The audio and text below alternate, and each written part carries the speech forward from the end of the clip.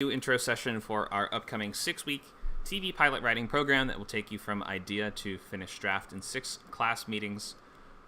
Due to the holidays, the schedule will be a little bit different than it usually is.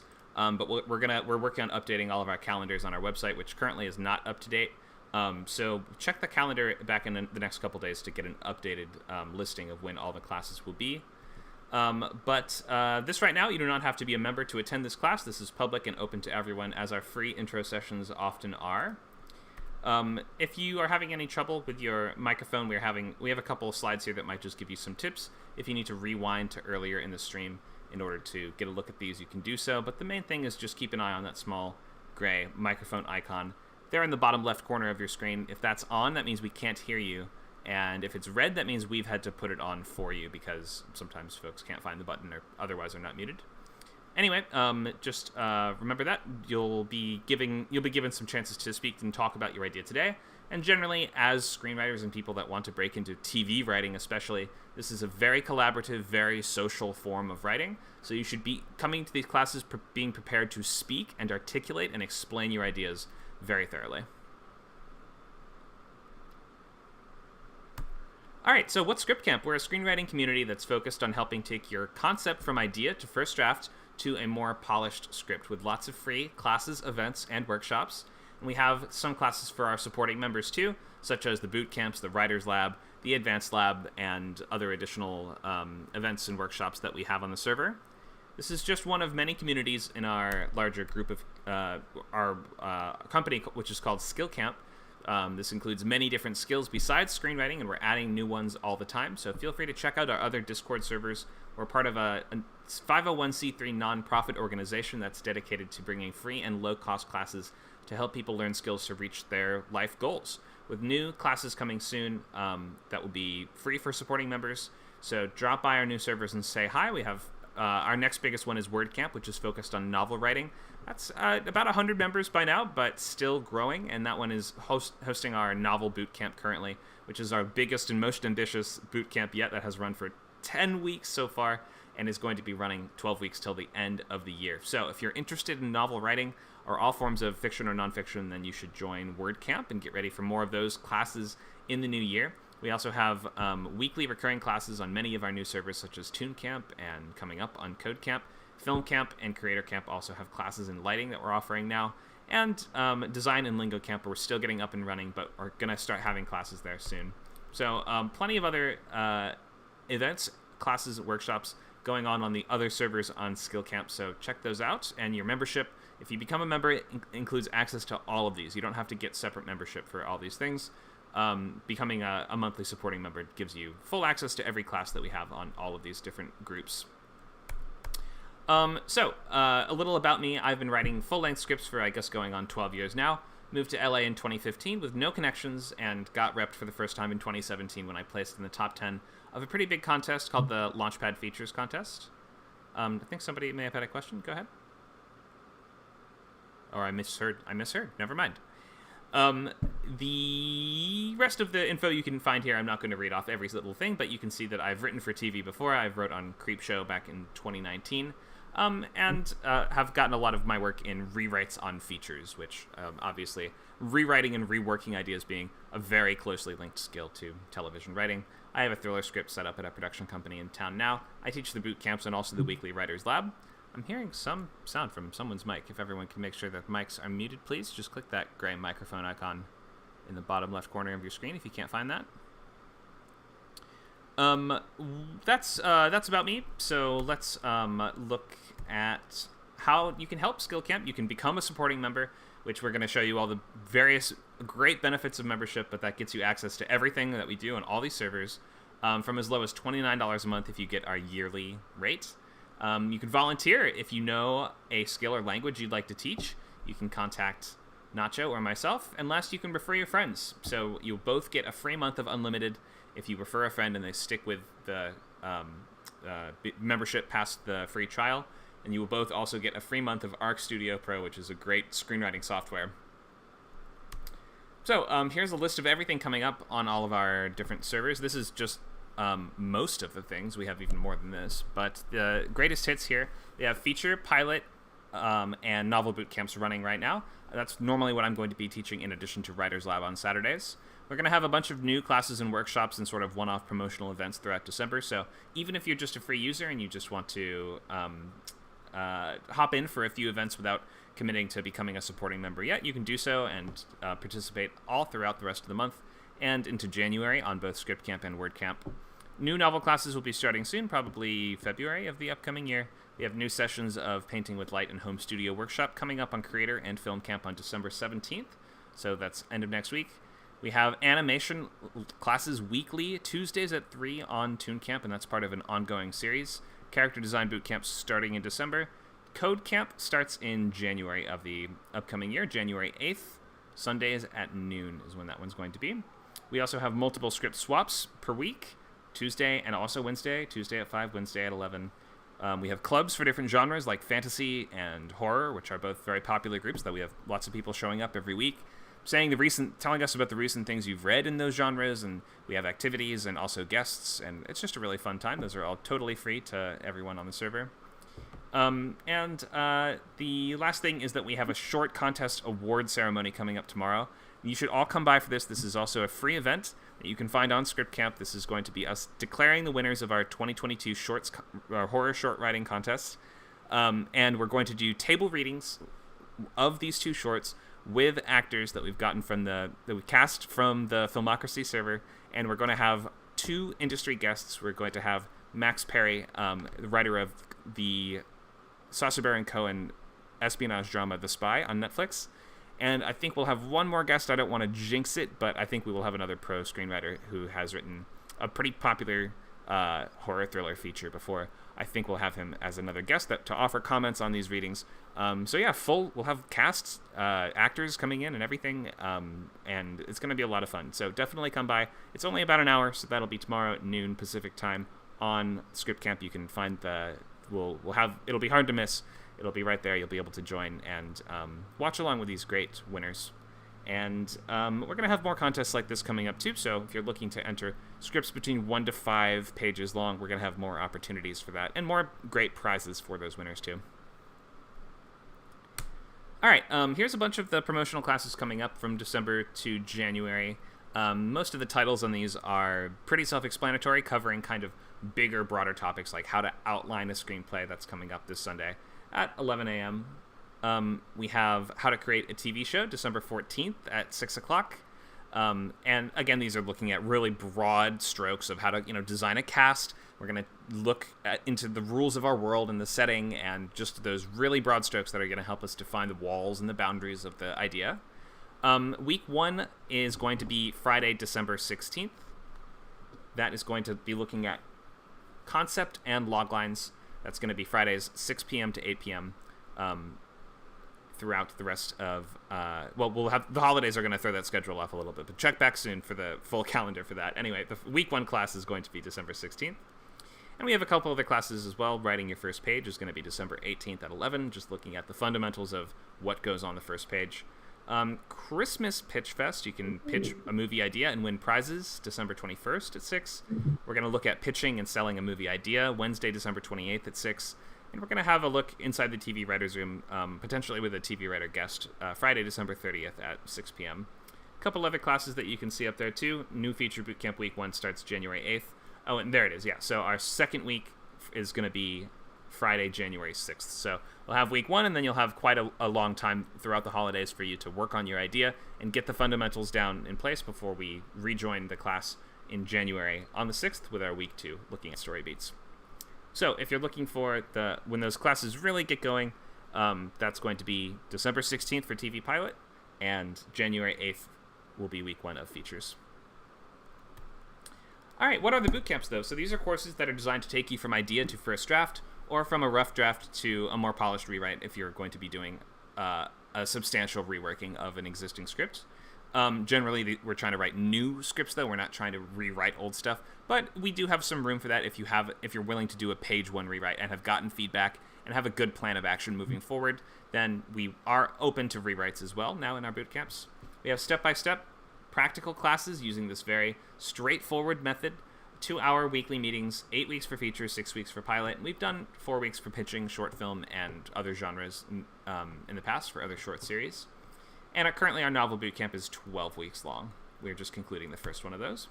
So here's a look at what's coming up. This is week 0 today, so the overview is going to look at premise and logline, and we're just going to talk what is the idea for a TV show and how can we possibly define that in just one single sentence or a pair of sentences that are going to be the clear articulation of what the idea is and helping us both understand it ourselves and also explain or pitch it to somebody else, a potential reader or even a producer or something like that. Not that we should be getting ready to make TV shows, as we will say again and again in these early classes. You should be doing this because you're trying to essentially go and run laps at the gym. This is not so you can write and sell a TV show right out of the gate. That kind of thing takes many, many, many years of perfecting your craft, negotiating in the business, meeting people, networking, and all these things. So don't go into this expecting this is a boot camp to get my script into sellable condition. This is the first step in a very long journey to becoming a writer. The goal is not really to dig for gold until you find an amazing script. The goal is to get better at running these laps that you're going to need to run in order to build your skills. Takes a very long time to get good at TV writing or feature writing, especially because pilots are such a completely unique form of story. It's like an incomplete story by its definition that needs to act as a kind of representative sample of what the rest of the show will be. It in and of itself needs to sort of be like a sampling of what the entire show is going to end up, the sort of thrills that show is going to deliver, while also moving the kind of key machinery of the characters and the plot into place so that the rest of the show can flow naturally from that point and make sense. But it needs to be a completely self-contained and interesting, fascinating beginning, middle, end story on its own, too. So there's nothing intuitive about this. This is, in fact, one of the hardest documents to write. And you'll even see a lot of professional shows that the pilot is not the best because it took a few seasons for them to kind of find their feet and learn who the characters are and also just move past the growing pains of figuring out a TV series and like a long-form narrative. So don't expect to be good at this right away. Don't expect that your first show is going to sell and make you money or get you an agent or anything, or even that necessarily anyone will be able to read it all the way through. Look at this as running laps and improving your skills and trying to work to the point where you can become a writer, not a person who has written one script. Though, of course, that first script is still a major benchmark, and we should celebrate the victories as we get them. Just set your victory benchmarks more staggered. Set them a little bit to progress to the much bigger things off in the distance so that you still can feel like you're accomplishing something. Like, finishing a script is a huge accomplishment. Make no mistake. And this class is geared to help you do exactly that. So whether it's your first script or you've come from having done these before, we'll check in and you can tell us a bit about your goals and if you've maybe written scripts before or what your experience level is in just a minute here after I go over the basics of this. But welcome back if you are returning and welcome if you are new. We're going to go from idea to finished draft in 6 class meetings, so you're going to have that the holidays are going to balloon out the time that you would normally get into something like, I think 8 weeks probably total.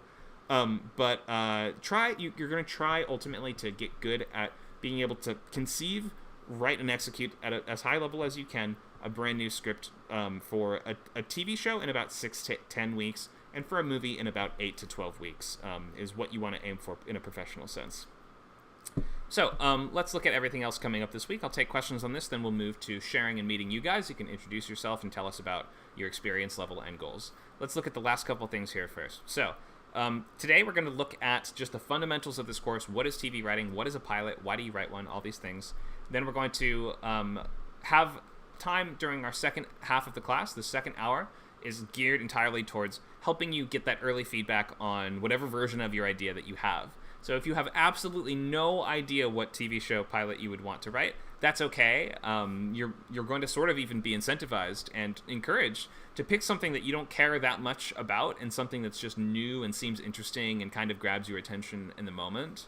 You're not trying to write some masterpiece right now or tell some really important story or something that really, really matters to you probably because, one, your first couple scripts are just not going to be good, as we know.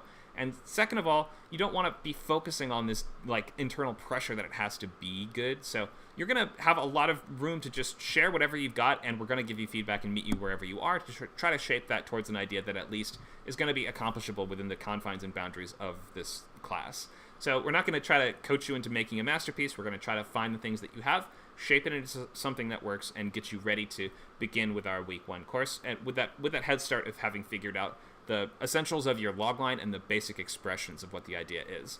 you got to try to understand your idea. I mean, ideas come in many different shapes and sizes, and we'll talk today about delivering the sort of smallest possible box that contains your idea, which is the logline. So next week, December 16th, we'll look at finalizing that series in pilot loglines, which are the 2 sentences that are going to express the fundamentals of what is this story about and what is the show ultimately about. 1 sentence for each of those. We're going to try to finalize by the end of next week's class. So you'll have all up until then to just goof around with this and experiment and try stuff. And even if you only have 3 half-formed bad ideas, we can start to sort of shape those and work with those today. Next week, we'll look at why this particular story. So you're going to try to sift through all these different separate ideas that you have and pick the one that you're most excited about, which is usually the answer as to why you choose any one story over the other, is because it's going to maintain your interest and attention all the way until you have finished, weeks and weeks of working on it, or potentially months of rewrites and revisions and working on it.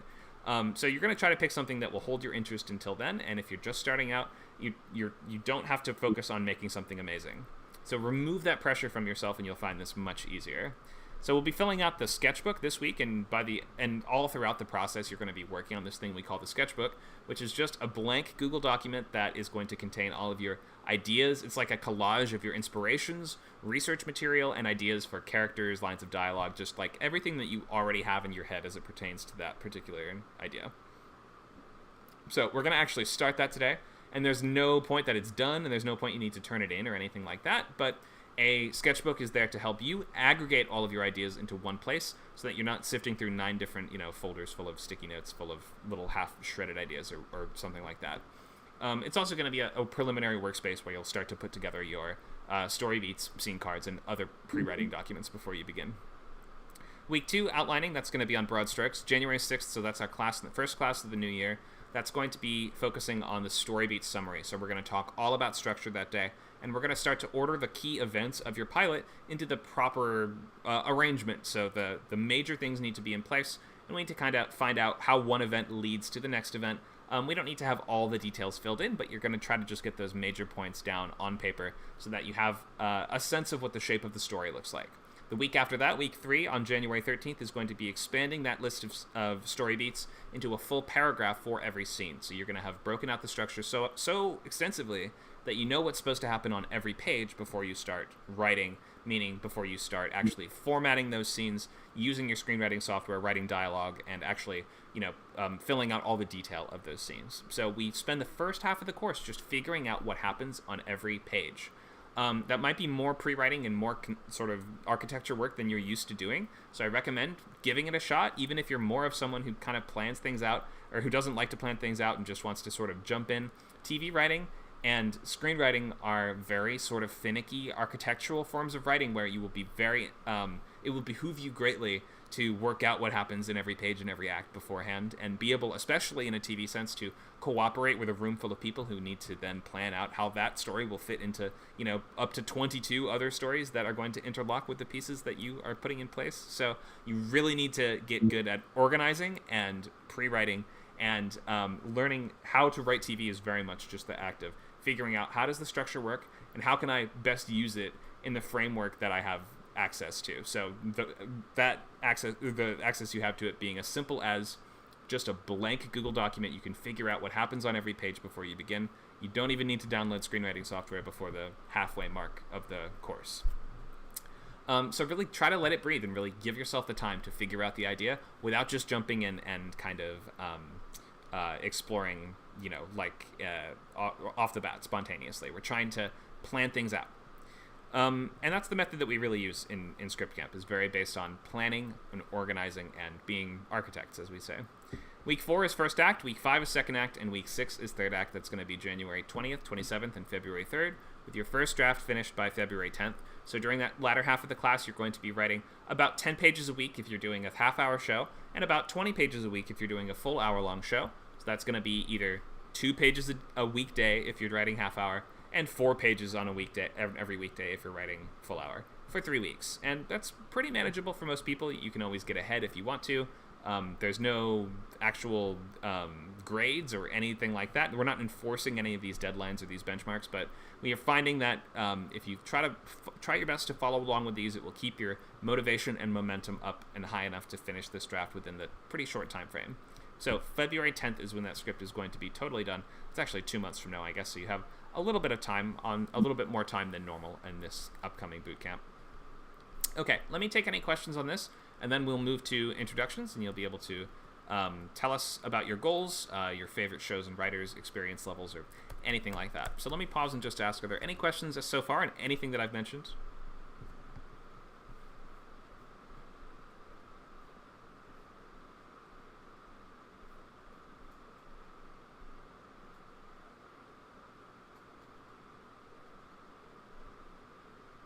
Okay, there's no questions, and make sure remember that you can use the chat in our Discord. You can click that word bubble over the classroom where it says the words open chat, and you can use that to leave questions or comments as we go, and I'll be checking back that intermittently, or if you're not able to use your mic for some reason, you can type in there. Okay, looks like we have a few folks who have commented in the chat. Old Gods Like You says, can't wait, great, and Gamerbird says, this will be good, I have a show pilot I want to workshop. Okay, perfect, well, great to have you guys. Let's jump right in. So we're going to, last couple things before we do introductions, just take a look for a moment at the benefits of membership, which is going to essentially just include all the classes, all the workshops, every event on all of our servers. If you sign up to become a supporting member, over 70, or this must be 80 to 100 hours by now of classes every month.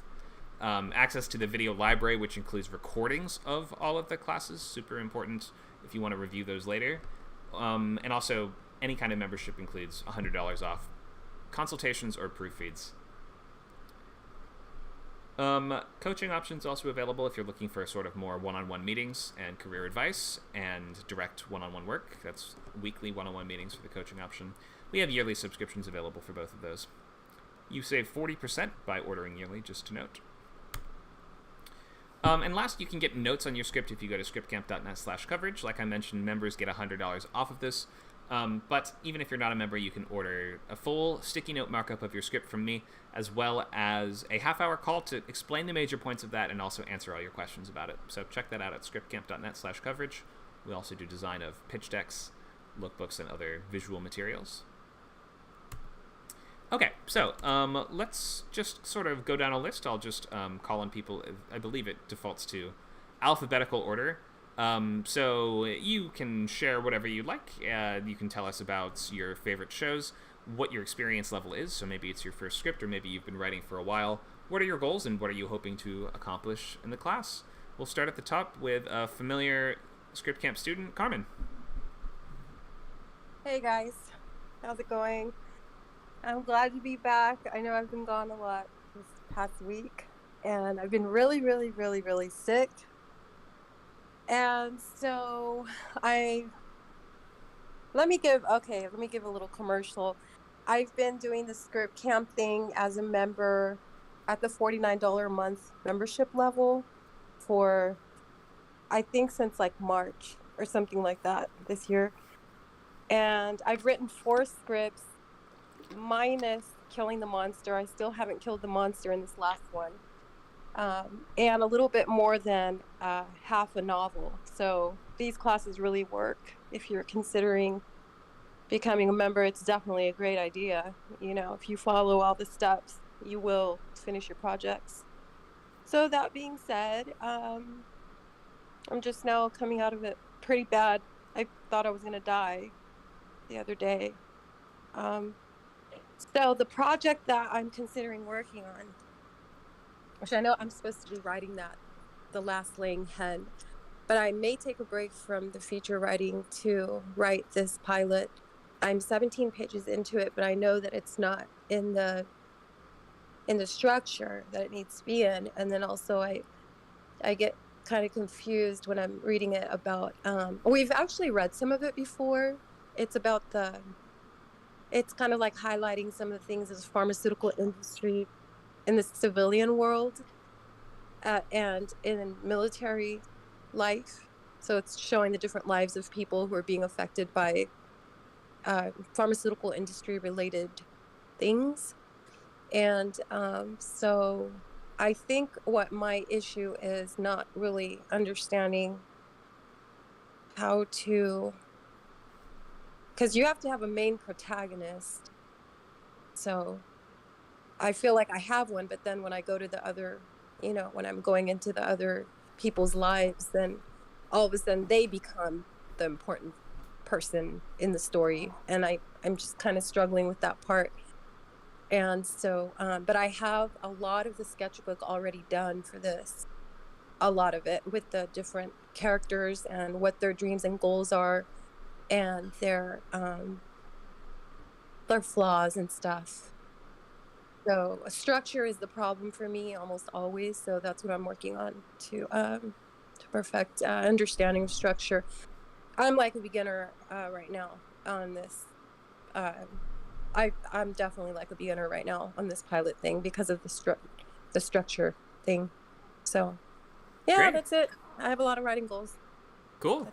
That's awesome. And yeah, I've made really great progress, finished a lot of scripts with us, so glad to see you back for more. We can definitely look at structure and hopefully hammer home some of those points that you've been struggling with so far during this course.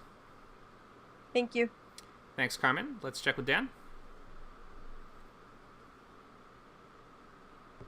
Hello.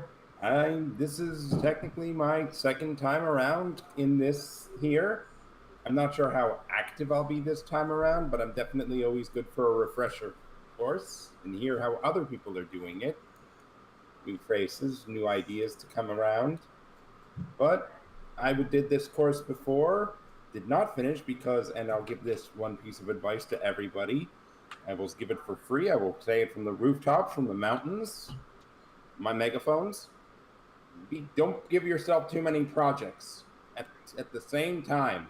Please don't write too many stories at the same time. You will actually realize you are writing the wrong story and giving the wrong characters the wrong dialogue. Yep, that happens to so many folks when they try to balance between multiple really intensive projects at once.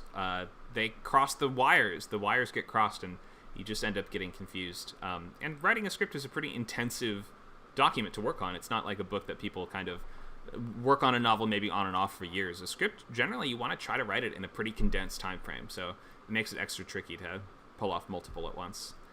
So that's a good tip from Dan. Thank you, Dan. No problem. My experience level is fairly new-ish. I'm not even sure what I would call myself. I've got the basics, but I tend to overwrite. That's one of the biggest things I'm trying to cut down is overwriting. Cool. Yeah, I think you're maybe advanced beginner or heading towards that intermediate stage. That's probably where I would say I am. Awesome. Thank you so much, Dan. No problem. Let's check with Gamer Bird. Good evening. So you probably already know what my tag is, so I'm just gonna jump right into it. So favorite shows or writers? I'm one of those people that really can't decide on a favorite, but I can definitely say the types of shows or writers that I lean towards. I'm gonna say that the types of shows or movies that I watch, they're more likely to be animated comedies that kind of have that sort of like meta feel to it. So like basically that show kind of like different awareness of like different tropes. I always kind of like the more subversive take. So shows like say Phineas and Ferb by Dan Pottmeyer, Justin B. Morris, some of the best TV writers ever. So that's one of my favorites for that reason, because like especially in the later seasons, they just like pretty much play around with the formula that they established. I've always been a fan of that. It's my experience level. Okay, so I am currently a college senior. So I have had experience with writing scripts before. I probably wouldn't say that I'm like 100% confident in writing a whole film, though I have written a whole film draft, because I use mine to draft myself, so I've written a whole screenplay on there. But I did write a short film this semester that I'm supposed to be filming next semester, so that'll be fun. Okay, but you never finished a full pilot before? Right. Got it. Great. Okay, well hopefully this class will give you that push and the organization skills that you need to not only finish this pilot, but also you can carry that over. The same methods can carry over to other forms of writing too. Like you can use these same tactics to outline a short film or a feature or a play or anything like that. The class is really like how to learn how to organize a longer narrative. Right. Okay, so for my goals, I'm honestly at the state where I am still sort of deciding. So I'm trying to look for internships for the summer of next year. I mean, I haven't been successful in finding one yet, but I am registering for some, so I'm hoping I get some form of experience that semester. And as for the pilot that I want to workshop, because I already have an idea of what I want to do. So I've recently been watching a lot of workplace comedies because last decade there was only one that I really watched, and that was Superstore on NBC. Mm-hmm. So I haven't watched the seasons, but I have watched like the majority of it. And I recently started watching The Office, and I figured that there are animated workplace comedies, but I want to make kind of like basically like kind of like an animated version of The Office. So the pilot that I have in mind is it's basically like. Just give me one sec. No problem. Well, actually, in the second half of class, we'll have lots of time to share the idea and to get feedback on the logline and stuff like that. So do you want to maybe work on it and look at it and see, maybe check the wording on it, and then in the second half of class you can share it with us? Okay, because I do have the idea. I just take a while to kind of say it sometimes because like That's it's okay. sitting in there, but I'll get my mouth. So anyway. So here's what I want to workshop. So basically, it takes place in kind of like it's basically one of those like human and cartoon character type of worlds. So like you know how in Looney Tunes there's always stuff like the Acme Corporation. Sure. Like my idea was basically to be like an animated version of The Office, where it actually takes place at the Acme offices, where they try to make themselves more relevant in the era of more like story or character driven shows as opposed to the old short cartoon styles of like the 1930s and 40s. Basically, Sure. like adaptability and trying to be relatable in today's environment. Okay, that sounds funny. That's a good setup. So they're the factory that makes all the anvils and fireworks and all the stuff that blows up Wile E. Coyote. That sounds cool. Right. So yeah, take a look at your logline and tweak it as much as you'd like, and then in the second half of class you can share more with us about it. Cool, thanks. Thank you. Let's check with Jotol.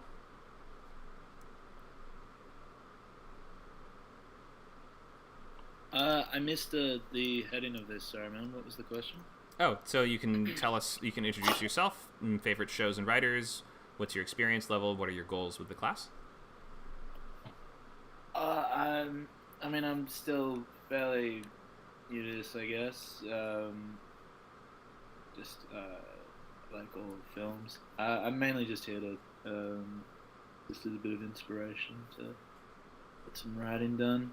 No real specific plans yet in terms of TV, but just more here to see if anything,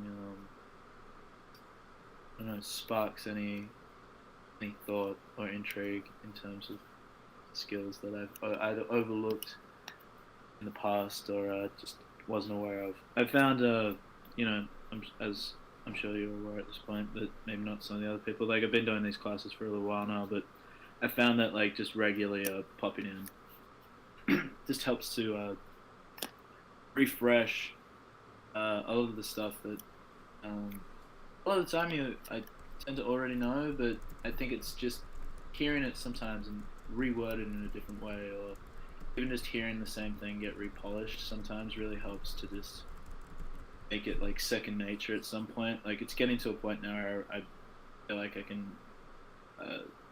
I can nail each of these beats pretty just like off the top of my head now, and that's only come from just like continuously doing it over and over again.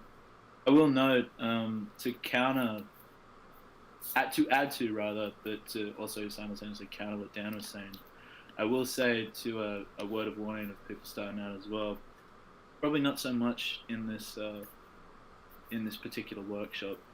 But do be wary as well of falling into the opposite extreme of getting too bogged down on an idea when it seems to not be working. That's been one of my big things that I've been struggling with, where it's like I'm trying to really work this idea. Obviously, it's gotten to a point where it has taught me a lot of lessons of like what there was mistakes that I'm initially been trying to fix. But yeah, do keep in mind that the opposite can also be true with the writing, to where you can overdo it, you can also underdo it, or you can overdo it for the wrong reasons. So yeah, Great advice. I'll let Thank you. Go ahead. I'll let you move on. I appreciate it. That's all I really got to say. Sorry, but yeah, Sure, goals no, you're all wise, good. nothing too specific, but just finish the script that I said I've been bogged down on. But I guess I'm trying to just conceptualize an idea that could be help. Like I found like one of the reasons I think I'm getting tripped on the current idea is that I'm just not allowing enough room for play. So I think I'm just gonna try to start even if it's not necessarily TV or if it's something else, and we'll see. But I just want to conceptualize a logline and find something that might be within the same genre, just so I can play around with it structurally and not to get too caught up in like all the bigger details, and just have a bit more fun and see if that inspires me. Right. But yeah, that's great. That's me. Yeah, maybe consider just doing a half-hour pilot. I mean, a half-hour pilot is going to be like maybe 15 scenes total. So it's just not a huge commitment, and it's even if it's just a silly kind of disposable idea, you can still write it in like 3 or 4 weeks if you just focus on that for a while, and 5 scenes per act, 3 acts, it goes by quick. Yeah, it's not a bad idea. Yeah, I gotta get over that little. I guess it's I was gonna say it's perfectionism, but I think it's stemming from more of fear than an actual desire for perfection. So it's a fear of imperfection rather than a desire for perfection. But yeah, it's getting over that. But yeah, it's probably a good idea. It's something just a little bit smaller, no real high stakes, no real emotional weight, just something I can play around with and have a little bit more fluidity with. So, but yeah, I'll have a think of that. So thank you. Sure. Thanks for coming. Nacho, you want to introduce yourself? Hey guys, yeah, sure. I'm the co-founder of Script Camp, and I've been writing since high school, and also, yeah, I would like also echo the same comment about not getting too caught up in one idea. I had that when I first started writing. I wrote a few scripts, and then I wrote one. It took me a couple years, and just at some point, it's like you may have an idea that's so cool that might be a little beyond your skill level. And so one thing that can be helpful is to go and just write some kind of fun thing that you don't care too much about, just for practice. And that was super helpful for me to kind of like get better. And then when I went back to that concept, I was able to really tackle what I wasn't able to handle before. So that can be a tactic that can really help. And favorite shows, I would say Game of Thrones, Lost, Fringe, Breaking Bad, Always Sunny in Philadelphia, Arrested Development.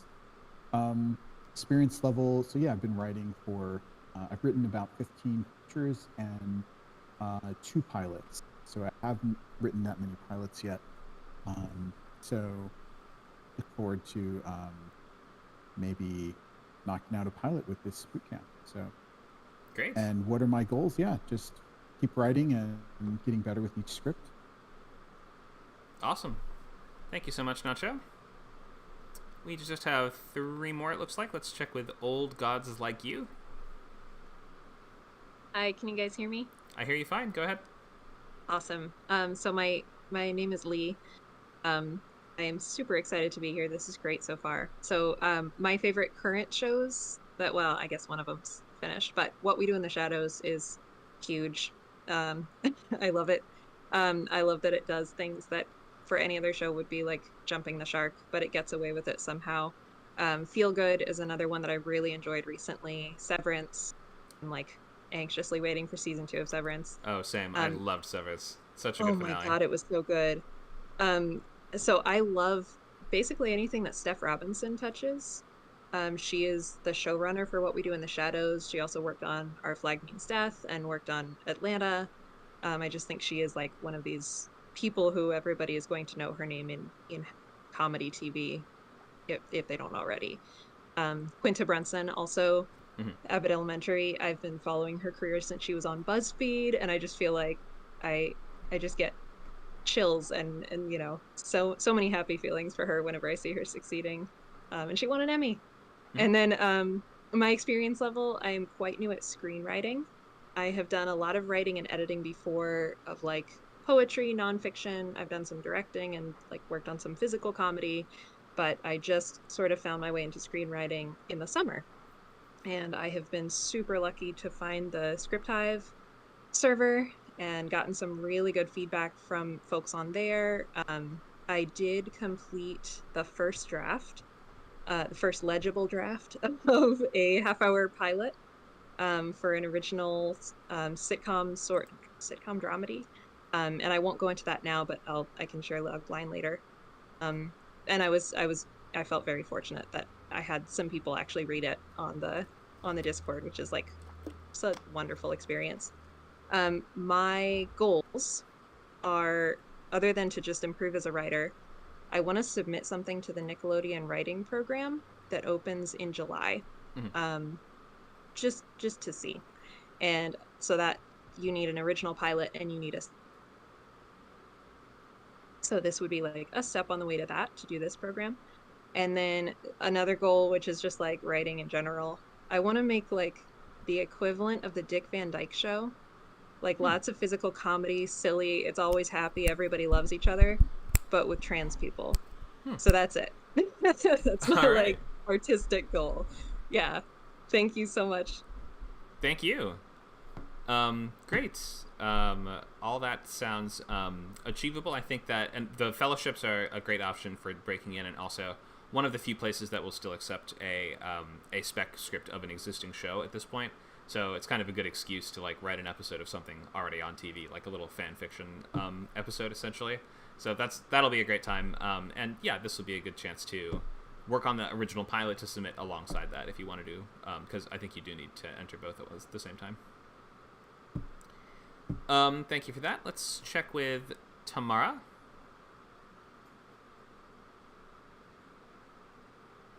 I'm sorry, I just got cut off for a second. Hi, yes, my name is Tamara.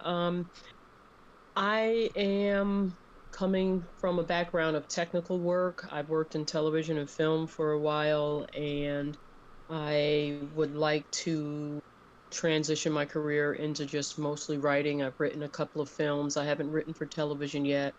My interests are all over the place. I like Flea. I like Abbott Elementary. I like Game of Thrones, Sons of Anarchy. I love Lena Waithe. My work mostly is drama. And I came to this class. I'm usually working right now. I had the day off and I saw that this was being offered and I was like, oh, wow, something that is available when I'm not working. This is amazing. I'm on the East Coast, so this was really great for me. I would like to take the course, but I don't know how that's going to work with my work schedule.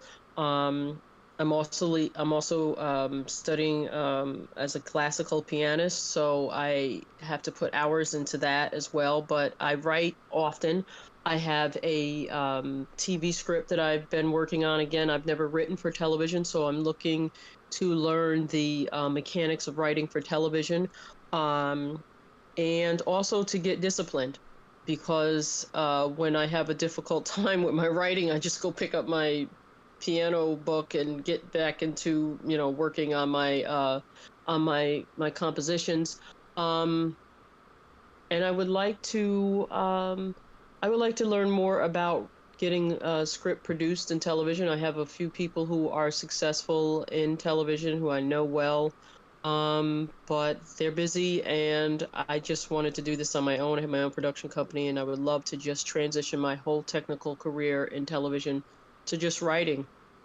How whatever form that manifests in, I'm open to it. And I've read more about you, Connor, and thought, wow, this guy is helping people become successful writers, or at least confident writers. And my hats are off to you. And I figured I would try to dedicate as much time as I can to learning more from you and giving any advice or insight that I can to others while I'm learning this craft. So thank you for offering this, and thank you everybody who's participating, because I do believe we all learn from each other. Thanks, Tamara. And yeah, if this class doesn't work with your schedule, if you become a member, you get access to the video library. So in theory, you could just watch the recordings the next day or whenever you choose to view them on your own. Or there's other boot camps going on as well, like we have the feature boot camp and novel boot camp going on simultaneously, so you could take one of those, or you could just wait until this course session is done, and then it'll switch to they alternate between 2 different days. So this will change to Saturday after this course is finished. Great. Okay. Thank you. Sure. Yeah. So the features currently is going to be Sundays. Sorry. Wait. Sunday, not Saturday. Features is Sundays 11 to 1 or Pacific time, and currently TV, this class, is Fridays 6 to 8, but those are going to alternate after the class is done. So we try to make sure everyone has time to at least attend one of those, and then novels has been on Saturdays. Great, thank you for that. Sure. I think we have one more. Let's check with, I don't know how to read this, the bunker.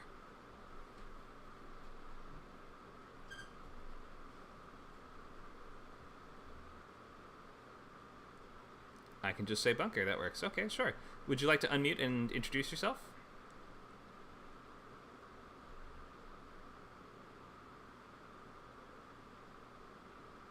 Or just type to introduce yourself if you want. Or we can come back to you. Oh, there's some text there. You say you don't have a mic. Okay, that's understandable. I'll just read it out then. This is my first class. Favorite shows are Barry, Better Call Saul, Good Place. I'm still a beginner, like I've only made a handful of scripts, and I'm curious about the process of TV writing, and it's something I've wanted to learn. Writing a TV show sounds daunting and really hard, but exciting. My goals are to commit to this and learn as much from this experience as possible. Great. Cool. Sounds like you're in the right place. This is a good the exact spot to be to get an overview of what writing a pilot is like. Writing a whole show is usually, the nice thing is that we don't write the whole show. We just ever are only writing the pilot and maybe a series Bible, which kind of explains what the rest of the show would be like. But yeah, this course will tell you pretty much everything that you need to know. So glad to have you here. Thanks for joining. I think that's everyone. Did I miss anyone who wants to chime in now? The Super Papa guy. Hi. Do you want to introduce yourself? Hello. Yeah, I'm Patrick Richardson. Can you hear me? I hear you. Go ahead. Yeah, I'm Patrick Richardson. Animation. Just saw a notification for this on the on Discord, kind of see what was going on. Oh well, it's a whole introductory class to a TV writing course. If you want to stick around. All right. Thanks for joining. We're about to jump from our discussion into the first few slides. So if everyone can make sure to keep your mic muted, thank you. All right. Let's go into the class. Let's look at just the overview of what we're going to be getting into. And during this time, my recommendation for you is to be working on your logline if you already have some idea of what it might be. If you don't know what that is, the logline is the one-sentence expression of the idea. We have 2 separate loglines for a TV show. You have one for the entire series, and that sort of explains what the whole show is about. Then you're going to have one for the pilot that explains what the pilot is about. If you have one or the other of those that you want to get feedback on today, you can share it. If you don't have either of those, then maybe just start writing out a couple, try to figure out how to articulate the idea in just one single sentence. So that's going to include your protagonist and what they're trying to do, things like that. So try to just figure out the most basic expression of your idea and be working on that, because we're going to share that in about 15 to 20 minutes in the class. And everyone's going to get a chance to get that preliminary feedback on just whatever you've got. So just be working on that now, so that by the time we get to the sharing portion, you have something ready to copy and paste into the chat and be ready to talk about it too. Okay, let's go over some basics while you guys are doing that. Basics. So you're going to write a pilot in 6 weeks. 6 class meetings. You're going to have more time than 6 weeks. Will this draft be good? The answer is no, probably not. And you have to move beyond the idea that any one individual draft needs to be good. This is, like I said, going to the gym. We're not trying to unearth a buried treasure chest. So the objective here is to finish and move on to the next thing, having gained and learned from the experience of finishing something. So let's go into Google Docs right now, and this is what I was talking about in the sense of just start working out the basics of your logline. Let's go do this if you have not done this already. Go to Google Docs. You're going to make a brand new document that is going to be called your sketchbook. So you can call it the name of the show sketchbook if you know what the name of the show is. If you don't have a title in mind yet, just call it TV Pilot Sketchbook. And at the top of the document, you want to just list out a couple things or just note down some things that you're going to be working on throughout the rest of today's class and throughout the next couple weeks of classes. So the number one thing is your title. So you should be thinking of what the title is. A good title will often kind of clarify what the hook of the show is. So you can have a placeholder if you need for any of these things. Don't worry, these are not set in stone. Next is the genre. Only pick 2 genres. Don't be adding in like 25 genres. Try to pick the most pertinent and the most relevant ones. So don't describe it as an action, western, comedy, romance, musical, or else we're just going to get lost and not know what to expect at all anymore. Try to only combine 2 genres at most. Format and time slot, we're going to talk more about that today, but basically that's going to be half hour or full hour. That's time slot.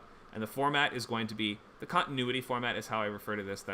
That's in reference to, is your show sort of more like a long movie, like something like Bates Motel? Or is it going to be every episode is a completely new scenario with the same sort of setup, something like The Simpsons? So that's the difference between our premise-based shows and status quo-based shows. Don't worry too much about that now, but as we get to those slides, you can fill in that field if you want. Then we have comps. Comps are going to be this show meets that show. So a way of expressing perhaps what the world of your show is meets the style or approach of this other thing. So if your show is set in the world of high school, we could say it's something like Degrassi, but then we want to say it has, I don't know, a sci-fi twist to it. Like it's going to be a school where the kid thinks his teacher is an alien. So we say it's Degrassi meets Aliens, right? Aliens is obviously a movie, not a TV show. So try to ideally pick 2 TV shows, but one of them can be a movie or a video game or something else if at least one of them is a show. So you could, in fact, say Degrassi meets Alien, and that would work as comps. So don't overthink this. Just pick a couple things that resemble what your show is, and you're trying to express the hook. Everything we're doing is trying to express the hook, right? So we could, if you have just a teen drama show, we could say it's like Degrassi meets 90210. But those are kind of just 2 of the same thing. So vanilla plus vanilla doesn't really feel like it's a new and different flavor.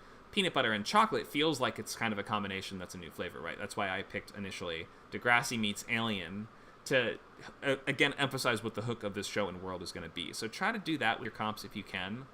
We're trying to clarify what is the appeal of this? What's new and different about this? What is something about this that we haven't exactly seen something just like that before? So a good pitch for a show is not going to be something like, well, it's a doctor show, it's like ER.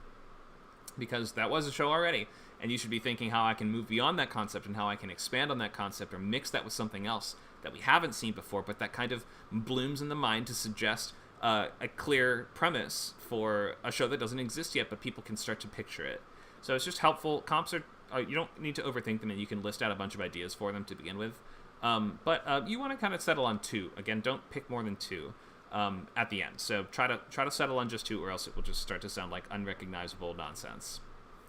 And then you're going to have spots for your series and pilot loglines. So I'm going to give you guys just another second to type all these out and make sure that you have spaces for all these things in your sketchbooks right at the top of your first page, and to start filling these things in as they come to you, or as you just have ideas for them, or you're not locked in with any of these, so feel free to come up with a couple different ideas if that's what you'd like to do. Any questions so far?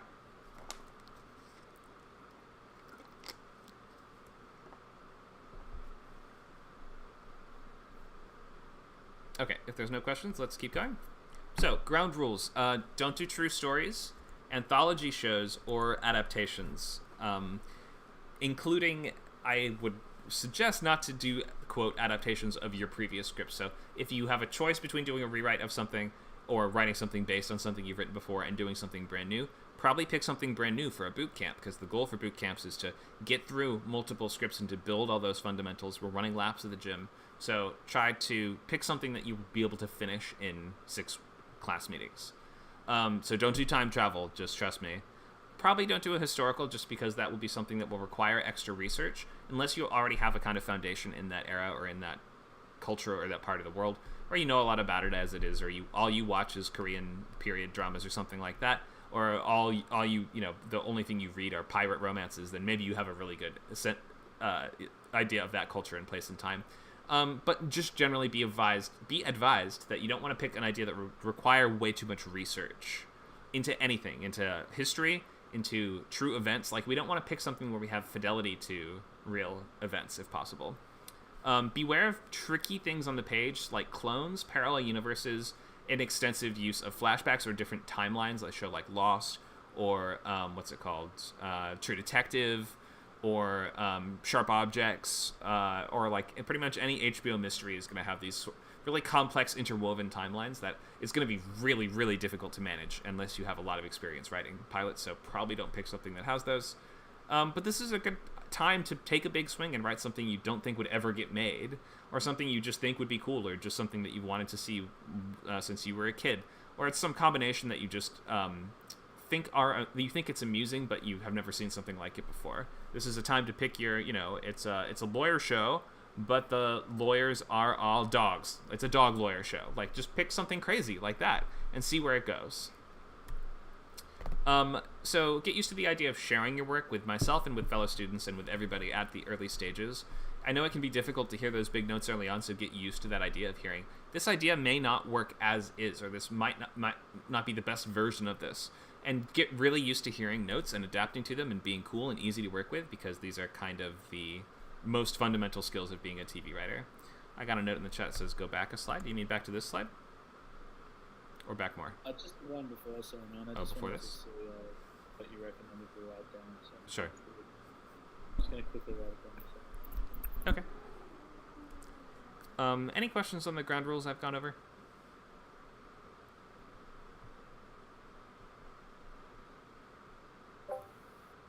Okay, cool. I got it. Thank you. Sure.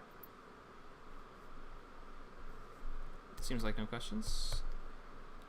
Last thing is, after this class, you should use a real name if you are not already doing so. So you can right-click on your avatar in Discord and press change nickname, or we can do it for you. But in the industry, we're not using screen names, so you should be using. If you really don't want to use your own name, you can use your middle name, or a nickname, or the name of your cat, or something like that. But you should just use something that is a name, please. Again, you don't have to worry about that now. For the intro classes, use whatever you want. But beyond the intro, if you're planning on sticking around for the whole boot camp, do just pick a real name for us. Okay, so discussion. I don't think we need to discuss the rewrites. I'm gonna say we're open to this, but I'm going to suggest, especially if you're in the newer stages of starting out, probably pick something new. You're just gonna have a lot more freedom, and it's gonna be a lot easier to complete in the time frame of the class. So I'm heavily suggesting that you pick something new. But if you have a rewrite, then maybe you can start to reconceive it and reconceptualize the whole thing in a class like this. Just be prepared to kind of pull the entire thing apart. Okay. We have a comment in the chat. I don't think I can change my name without Nitro. We can change it for you if you'd like, so just let us know what you'd like to change it to. So, shall we look at TV writing basics while you guys are continuing to fill out the sketchbooks and those first couple things on the list? Remember, title, genre, comps, only 2 genres, 2 comps. You're working on thinking of your pilot and series loglines. If you have some concept of what the show will concern, what the conflict will be, what it will be about, you should be filling those things out as you can. But in the meantime, let's talk about just TV writing basics. So, the U.S. system means that, in the U.S. system, shows are written by staffs most of the time. There are some exceptions to this, but most of the time a staff is going to consist of a hierarchy of writers that at the lowest level are staff writers that are overseen by a hierarchy of writing producers, because in TV, producers are writers, all of whom are overseen by the showrunner, who's the head writer and the head of production. They are the heart and soul of the show. They are the show. The number of staff writers can go anywhere from 1 to several for limited series or longer miniseries or things like that, all the way up to 15 plus or 20 plus on late night and sketch comedy shows and things like this. Normally, comedy rooms are much bigger than drama rooms. Let's talk about different terms. You can write these down in your sketchbook if you're not familiar with these already. Spec, S-P-E-C, spec stands for speculative, and it's a weird term because it refers to a few different things. In features, a spec script is one that you've written on your own that you've not been commissioned to write by anyone, and it's going to be used for the purpose of acting as a writing sample or getting you work or perhaps even selling it. In TV, a spec episode is like a fan fiction, like I mentioned before, you're going to use to enter some fellowships. It's like an episode of a show that's currently on the air. There's not that many reasons to write these nowadays except for fellowships. Like, most showrunners don't really want to read these in portfolios anymore, but they're really fun, and I've written like 3 or 4 of them. I wrote like an episode of Cougar Town, I wrote a Wilfred, I wrote a Fargo, and it was just super fun, and I loved doing it, but don't expect that to help your career too much nowadays, except in the sense of entering contests. A spec pilot is usually just called a pilot or an original pilot, but most of the time they'll just say pilot. And that is referring to an original first episode of a theoretical show that doesn't exist and probably will not exist. So try not to count on it existing, or don't hope too hard that it will exist. You have to look at them as practice, but just look at it as it's, at the end of the day, it's the first chapter of a theoretical show that you're going to use as a writing sample mostly to get meetings and to try to get a manager and to try to win contests and to try to win fellowships and things like that. So that's what we're really trying to make here. We're trying to write an original pilot that you're going to use as a sample in your portfolio to try to either build your skills or, perhaps to add to that professional, the folder of pro scripts that you're going to use to try to get work in the industry. So what else? There's a lot of ways to get staffed. There's not one track into it. The most common track is going the assistant route, meaning you'll have to start as an office assistant, moving then to writer's assistant, moving then to writer's PA. Then after a long time of doing that and proving yourself at that, then you move to writer's assistant, then maybe to showrunner's assistant, and then being promoted to staff level after that. You have to be in LA for that for the most part, and I can't help with that one as much because I did not go that route myself. We have a guest who comes in for some classes that did go that route, and we'll be able to help more with that. But in any case, that's the sort of safer route.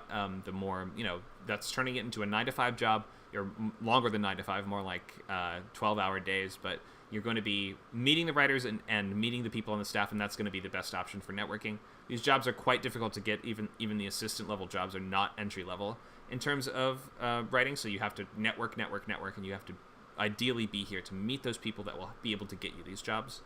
You're not really going to be able to do this job remotely anymore as much. During the pandemic, briefly, there was a time where this was mostly happening remotely, but rooms are gravitating back towards in-person, so to be an assistant, you generally are going to have to move here.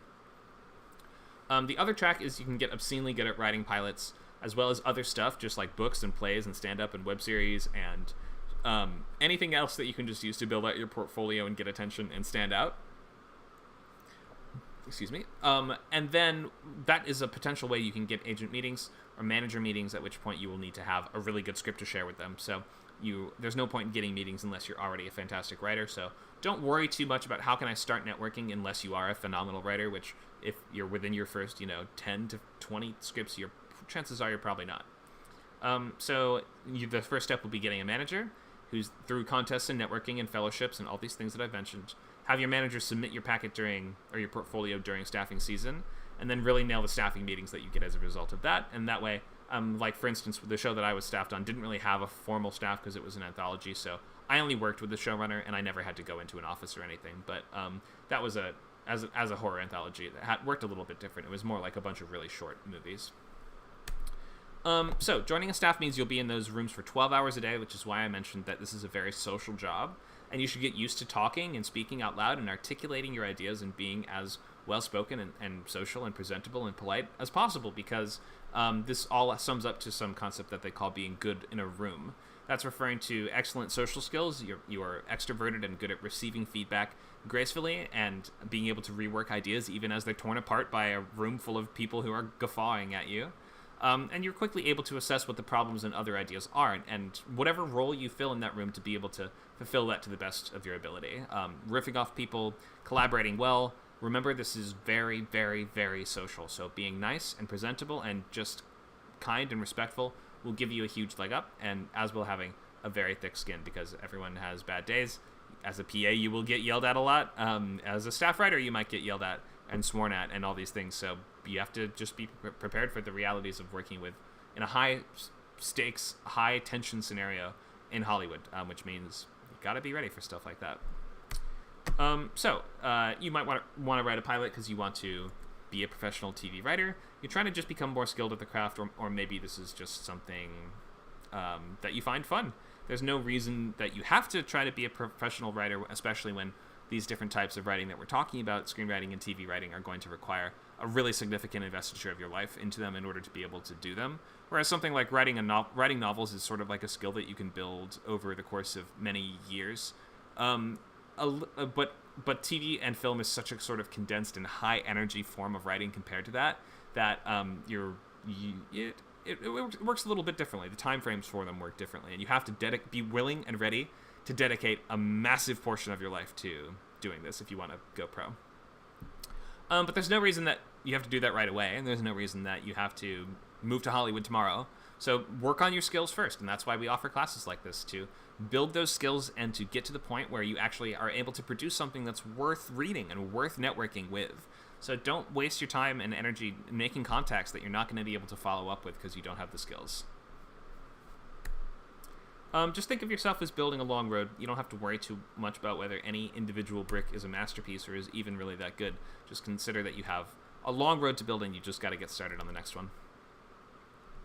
Okay, so we'll talk logline first. Then I'll try to get to everything if I can in the class.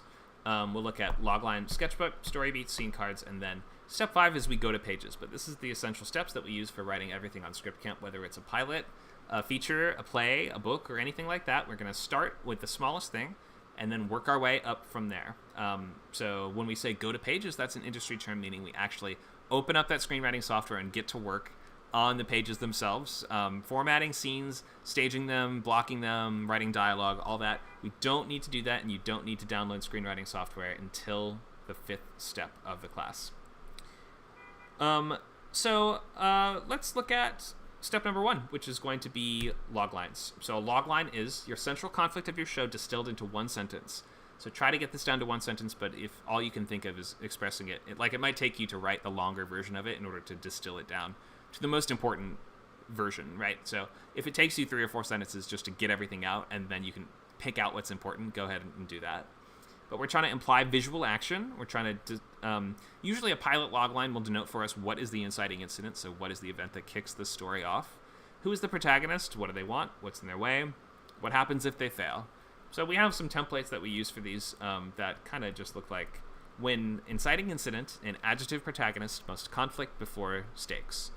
And we'll talk more in detail about what these individual pieces of this mean pretty soon.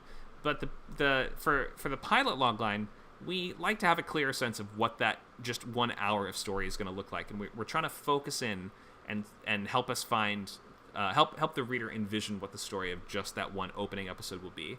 The series logline is more of a broad look at the entire show, and is more saying, like, what are the sorts of situations that are going to be coming up week by week if this is a status quo show, or if this is a premise show, what is the much grander overall conflict that we need to sort of be tracking.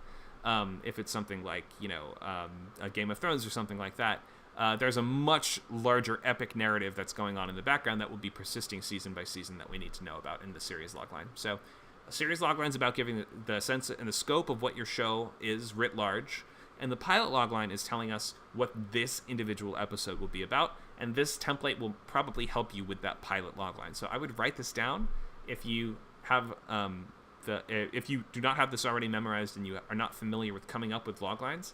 This as just a something to start with. Try writing this down, and you can just plug in the basics of your show as you can conceive them, and we will you can go from there. You just need to make sure to answer all these questions in that logline. It doesn't have to stay in that form forever, but this is just a good starting point. So I'll leave that up for another minute while you guys write that down, and I'll just finish up talking about loglines a little bit. I think in about, I'm going to say at the 25-minute mark, we will share our logline. So in 11 minutes from now, be ready to share whatever you have. It doesn't have to be complete. It's okay if it requires a lot of work. Unformed ideas or less workshopped ideas just require more work, and we'll just get more notes. So be accustomed to that and try to get used to that. Do we have a question? Go ahead. Yeah, I was just wondering, I know this is probably the 1,000th time I've asked you this, but this is always the part that I struggle most with, is figuring out something that I'm intrigued in. I know we have things like the picture prompts and the character prompts, and the title prompts. Mm-hmm. I know I've even asked you before what it is that usually speaks to you in terms of like generating an idea, and you've mentioned that it's usually got to do with the premise itself. Mm-hmm. I guess I'm just I'm probably looking for something idealistically in terms of more of a black and white answer, but I guess I'm probably not going to get that, and I'm realizing that. But at the same time, I am curious if you had any other techniques or worthwhile things to keep in mind when conceptualizing an idea. Because for me, I find this part kind of hard to do. Maybe it's just like there's too much choice sometimes. It's hard nailing it. So would you say even just is it a matter of maybe? I think I'm probably just thinking out loud at this point, but I assume a lot of those notes that you gave before with like the title, the genre, the format, all of that stuff. I feel like genre maybe is probably a good thing to start with, maybe. Yeah. Genre's a great place to start, and if you don't know where else to start, that's where I would start, definitely. So genre is going to be like the kinds of shows that you watch. So I think most people have a good sense of the kinds of stuff that they like. So that's a good place to begin if you don't know what your entry point is. You should go with the thing that you have a lot of experience watching. You know what the conventions are, you know what's been done, and you know what hasn't been done. So the nice thing about starting with genre is if it's something you watch a lot of, you can kind of say if something it hasn't been done before, and that's often what we're kind of looking for a little bit. It doesn't. You don't have to write something mind-blowingly original in order to participate in the class. But when I'm looking for ideas, personally, I'm looking for novelty, something that I haven't seen that exact combination of things. Because if the exact premise has been done before, I don't really feel called or compelled to spend but it is more a long time on it. I think the word combination really stood out there, and I know you mentioned that before. Of like, it tends to be the thing that I always hear you guys recommending with ideas. It's like, it's not just a detective show; it's werewolf cop. It's like two ironic things that you're putting together. So maybe another way I can think about it is just write in a list of things that don't necessarily. Well, juxtaposition is a good place to find a point of interest, right? Or irony or juxtaposition. A character that we don't expect to be able to succeed in a situation that we need to then watch them, adjust their tactics and really get pushed to the edge of their ability to succeed in that place. Well, yeah, it's something that implies conflict, right? So sure. That's what drama is typically. So if you can find a word or a sentence or even a title that can imply that conflict, seems to have something pretty powerful. So, the fundamental conflict is a good place to start. I mean, if we can just look at nerdy chemistry teacher becomes drug dealer, then that's a really simple expression of what that whole show is. But it also tells you everything you need to know, right? That's the character arc. That's 5 seasons of some of the best TV right there. Is just nerdy chemistry teacher becomes drug dealer. TV is about transformation and change. So look for an interesting journey, maybe. Some like the progression of like how could one person think of like what's the furthest someone could go, like how could maybe I could do a show about a Nazi becoming a good person, or I could do a show about a good person becoming really evil, or think of like what is an interesting longer term journey that I can maybe just present the first piece of. Or if you're looking at doing a status quo show, ask yourself, what's an interesting world? What's an interesting time? What's a time period that you're intrigued by? What's a type of job you're intrigued by? What's a type of person you're intrigued by? Is there like something that you're drawn to again and again? If you're drawn to stories about addiction or substance abuse, then maybe a show about a support group could be interesting. Or if you're drawn again and again to stories about broken families, then maybe like you could do an ensemble family drama, but maybe with a genre twist. Like I would look at what you watch and what you're intrigued by. What are some interesting worlds or places and times that you haven't seen explored in the way that you would want them to be, and always be looking for those fascinating points of juxtaposition and comparison. Like a fish out of water will almost always draw our attention, and it will wave a red flag for interesting narrative here. No, those are all good points. Yeah, it's just a bunch of a whole blast of tips. So hopefully something. No, that's great. That's exactly what I'm looking for. I'm gonna take up as much time as while you're letting people think. Oh, sure. But I guess okay. Well, maybe just for the sake of an exercise to shove it in your face and see what you do with it. No pressure, of course. I'm thinking just to maybe walk through how you would go about doing it. If I were to say all right, I want to write a noir or a detective story, it's fundamentally like a classic murder mystery, whatever. Where would you usually go from there? Let's say I'm the guy that gives you the job. I want you to go write a detective story. What are you thinking? Are you going okay, well, what's a really cool world? Are you thinking what's a really cool character that there's a sort of arc within that world potentially? I'm just curious, how would you start throwing out ideas? I'm curious to see how quickly you come up with this stuff. You probably have experience with this. So in terms of something as formulaic as a detective show, first of all, we would need to know if we were doing a status quo-based show or if it was going to be a premise-based show with a longer storyline. So I would need to determine that first. But if it's up to me and I can just come up with literally anything for detective Well, let's show. say it's a status quo then. How about that? Oh, okay, sure. So it's going to be case of the week. Singular mystery. It's one mystery. You just need to figure it out for that particular show. Okay, so case of the week, detective. Then in that case, I would look at the character and his tactics. So we come to detective shows for interesting and competent characters that are being pushed to their limit and forced to sort of adjust to circumstances adjust their tactics as unexpected complications come up. So you need to be looking at what would make that character unique. We've seen lots of different versions of this. We have detectives that are psychopaths. We've had detectives that are serial killers. We've had detectives that have OCD. We've had detectives that can talk to ghosts. So I would look at what has not been done, what would be cool, and I would ask myself how those things can form the basis and premise of a show. Because when it comes to status quo-based storytelling, the world and the character is going to be key. It's not the plots don't matter. We're supposed to be able to have thousands of those episodes in theory. So all the focus should be on character and the world that they live in. Cool. Yeah, I'm trying to write something surrounding a relatively incompetent detective. But I think for a TV, it's a little bit more difficult in that regard because if they're not competent at all, why would watch it? Yeah, I don't think they're going to be able to solve a case a week if they're not competent. Right. But I mean, the only thing I can think of is it's more played for. I guess I just like the fact that there's a satirical element of humor in that. So for example, I can think of Brooklyn Nine-Nine, for example, the main character. He's a bit of an idiot, but he's still good at his job. Maybe the Pink Panther movies, or just those types of obviously those are really heightens to the point where they're so unaware they don't even really know. It's borderline Mr. Bean, where he's solved the mystery without even taking it. Yeah, you can do that too. That can work too. That's gonna sort of angle more towards comedy. Rather than I'm saying detective, if you were to level that out into a normal world, I guess that again you're saying it comes down to what world you decide to put. So, that's right. Okay. Yeah. So look at that helps define the character as well. For sure, yeah. The world is super important in TV, and that's why you can even see on all the spin-offs of all the different CSIs and Law and Orders. It's Law and Order Miami, CSI Las Vegas. They're all based on different locations and the various thrills and that location offers.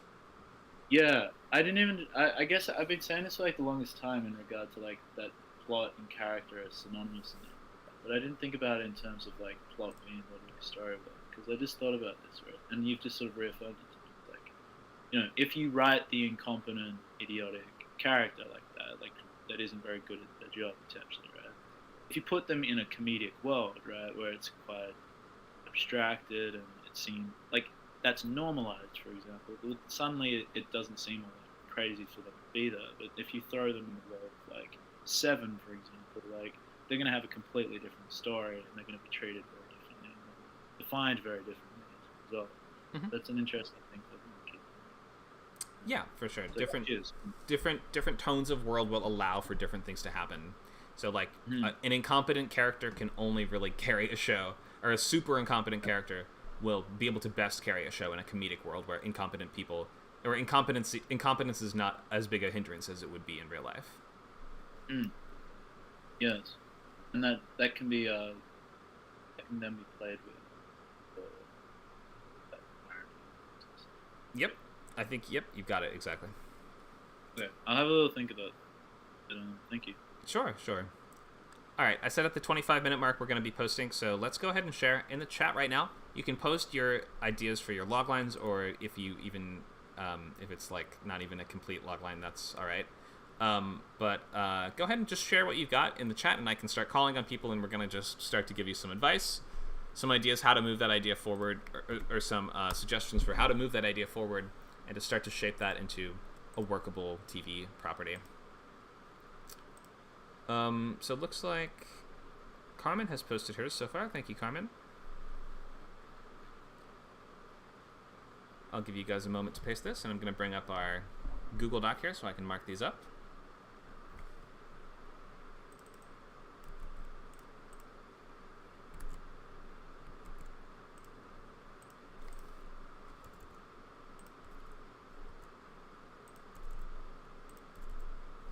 You can go ahead and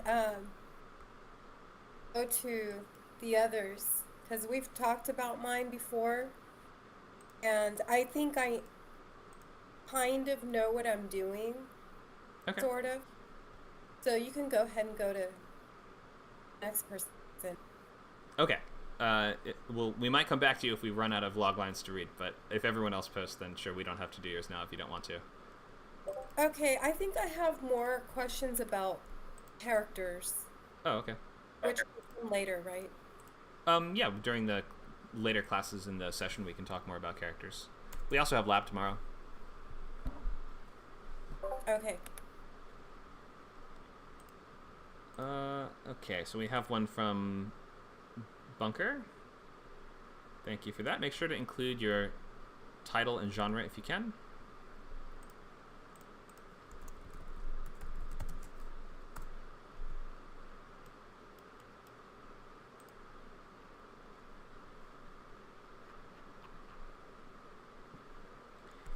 So go ahead and everyone share what you've got in the chat, and I'll be calling on folks one-on-one to go over these. Thank you, Tamara. Tamara, can you include the title and genre too, if you have them?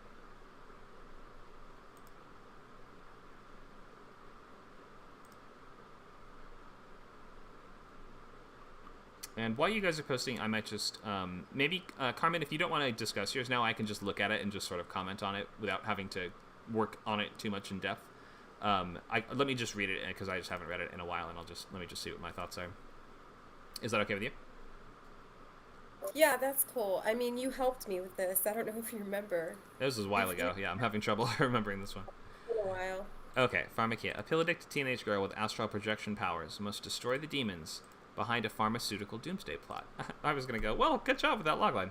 In the pilot logline, let me just clear this up. Pilot logline is: a defiant 16-year-old girl must learn how to harness her astral projection powers to defeat a specific demon. I think that was actually a description of... I think we were saying a specific demon in brackets, weren't we? Yeah, that I have that highlight. I'm sorry about that. I haven't come up with the name of the demon, or... I feel like I just want to get away from this whole demon thing for some reason, but people like that, huh? They like the whole demon thing and the magic, but I think this is more of like, if there even is such a thing as a military drama, because the story, and when I say the story, I'm talking about how it plays out in my mind, because I have the entire thing in my mind like it's already a thing, right? It hasn't been fully put down on paper. So I just, I am even considering the main character to a different character, because a few of those characters could be the main protagonist, and it would be pretty interesting, I think, anyways. I don't know, I think I just wanted to stay on Earth on this one, but at the same time, maybe that's not as popular, and maybe having these metaphors and these, if you want to think of these things as metaphors or there you can work in symbolism more into it to kind of convey a bigger actual reality through these images and things. And so, I mean, I think a lot of things are like that. You know, people are conveying a bigger message through their writing and through the shows that we watch without us really being aware of it sometimes, right?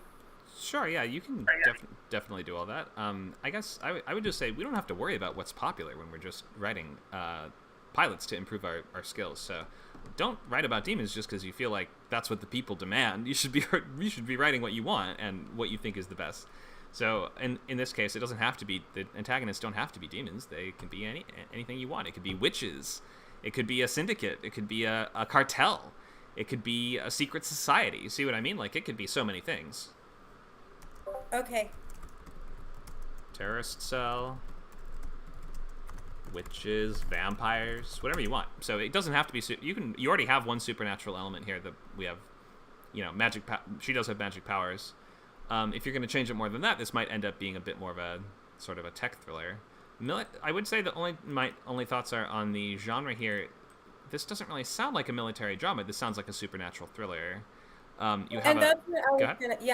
That's exactly what I was gonna say. Is that when I'm thinking about when the thing is going through my mind, like these are the scenes, right, in this pilot. Mm-hmm. See, like it could actually be two different stories, but at the same time they coincide. So transitioning in and out of these two different worlds is what I wanted to accomplish, which maybe I should just think of these as two different stories, but then to me it doesn't convey the bigger message of this idea, you know, if I separate the threads, you know, instead of weaving them together. So I think that I do come across that a lot with my ideas and in my writing too, is that I have a lot of too many things that go in, you know, instead of going deeper into the one idea. That's what I struggle with quite a bit. Right. So I would say just follow the fun. Like, find the thing that attracted you to this idea. Was it the psychic powers? Was it the demons and psychic powers? Or was it the military intrigue? And then you want to follow the fun on it. So that means focus on the thing that is more entertaining for you, and that you will be able to, if it's more entertaining to you, then you'll be able to render that more entertaining to other people. So if you want to angle this as more of a military drama, you don't need the magic powers, you don't need the demons, you don't need the doomsday plot. Or I mean, it could still be a nuclear or biological doomsday plot of some kind, you know what I mean? So you'll just have to kind of figure out what you enjoy about this, and that will help you narrow down what you're trying to create. Okay, thanks. Sure. Thanks for sharing. Let's do some more. We have Conjure Crime Comedy from Bunker. Go ahead and read this out for us.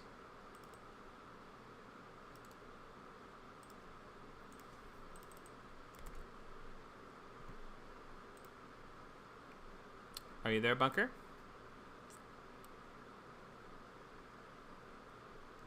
We might have to come back to you. Oh, you don't have a mic. That's right. Okay, I forgot you don't have a mic. That's okay. Let me read it out then in that case. So, Conjure Crime Comedy. On the last leg of his career, a talented magician... Is this the series logline or the pilot logline? I think this is the series logline. A talented magician turns to a life of crime to stay afloat and to stay in the magic business. Oh, I love that. Okay. I'm intrigued by this. I didn't think that being a magician would be expensive, but I suppose you're saying in your world it kind of is. I mean, the basics of this idea, I guess you're sort of suggesting that his magic costs money to do, or my question is, is he a real magician or is he a stage magician?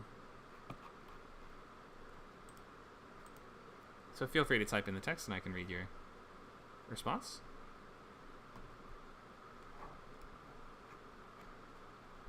Oh, you're still thinking about that. Okay, so you're not sure if this is a fantasy or if this is a more realistic story. Because that would be a totally different show, wouldn't it? So might have to narrow that down first. I'm interested either way. Go ahead. I was under the impression it was like a stage magician, like in a real It's a business, right?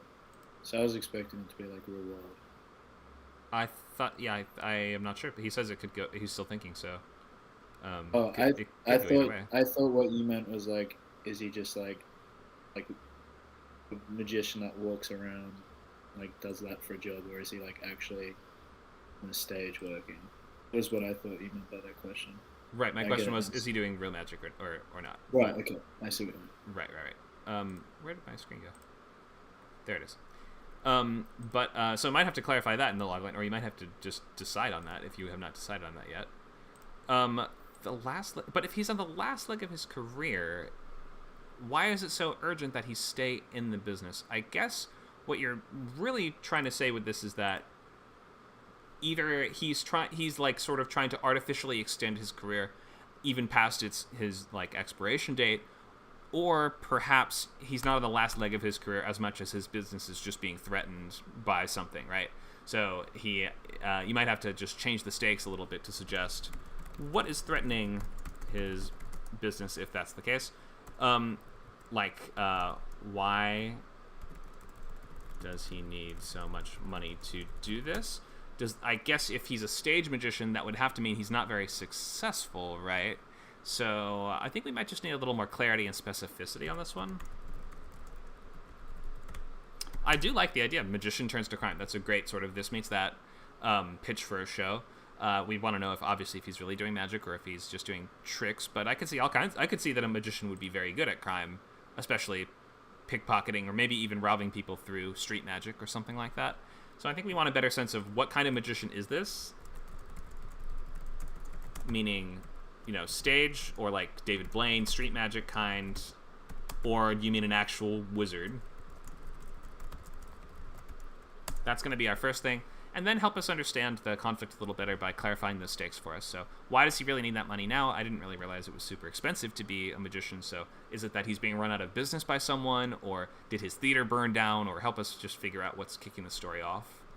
And by that same token, just try to enhance that clarity and specificity as much as you can. But I really do like the basics of this. This sounds entertaining. So would love to see more of this. Thanks, Bunker. Okay, let's go to tomorrow.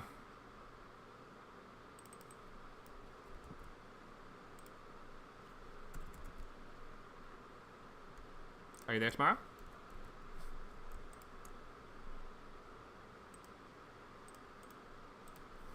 I guess not. We can come back to tomorrow when she is able to speak.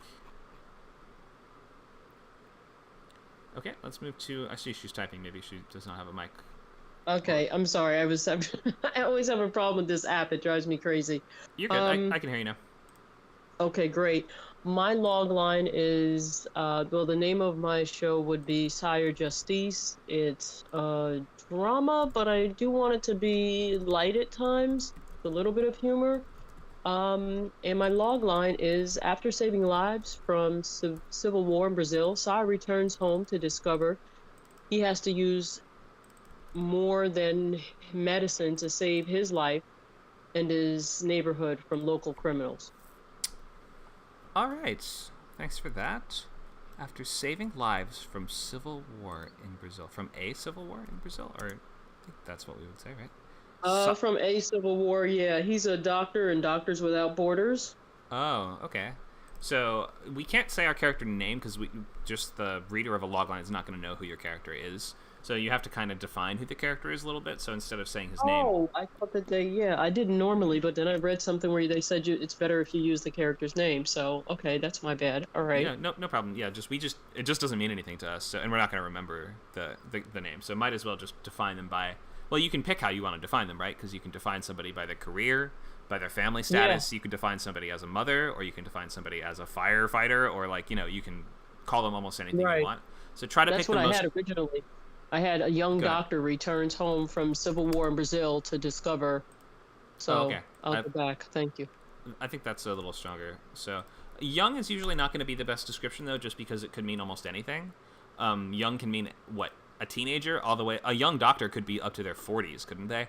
So I think you just need to maybe get a little more specific again and find Okay. a trait that is particularly relevant to this character. Like, how was he traumatized by helping these people in this Civil War Yes. scenario? He was. Okay, so maybe that's relevant. Okay. You might find, a doctor suffering from PTSD or something like that might be a relevant trait that is going to feel like it adds Gotcha. to the drama here. Okay.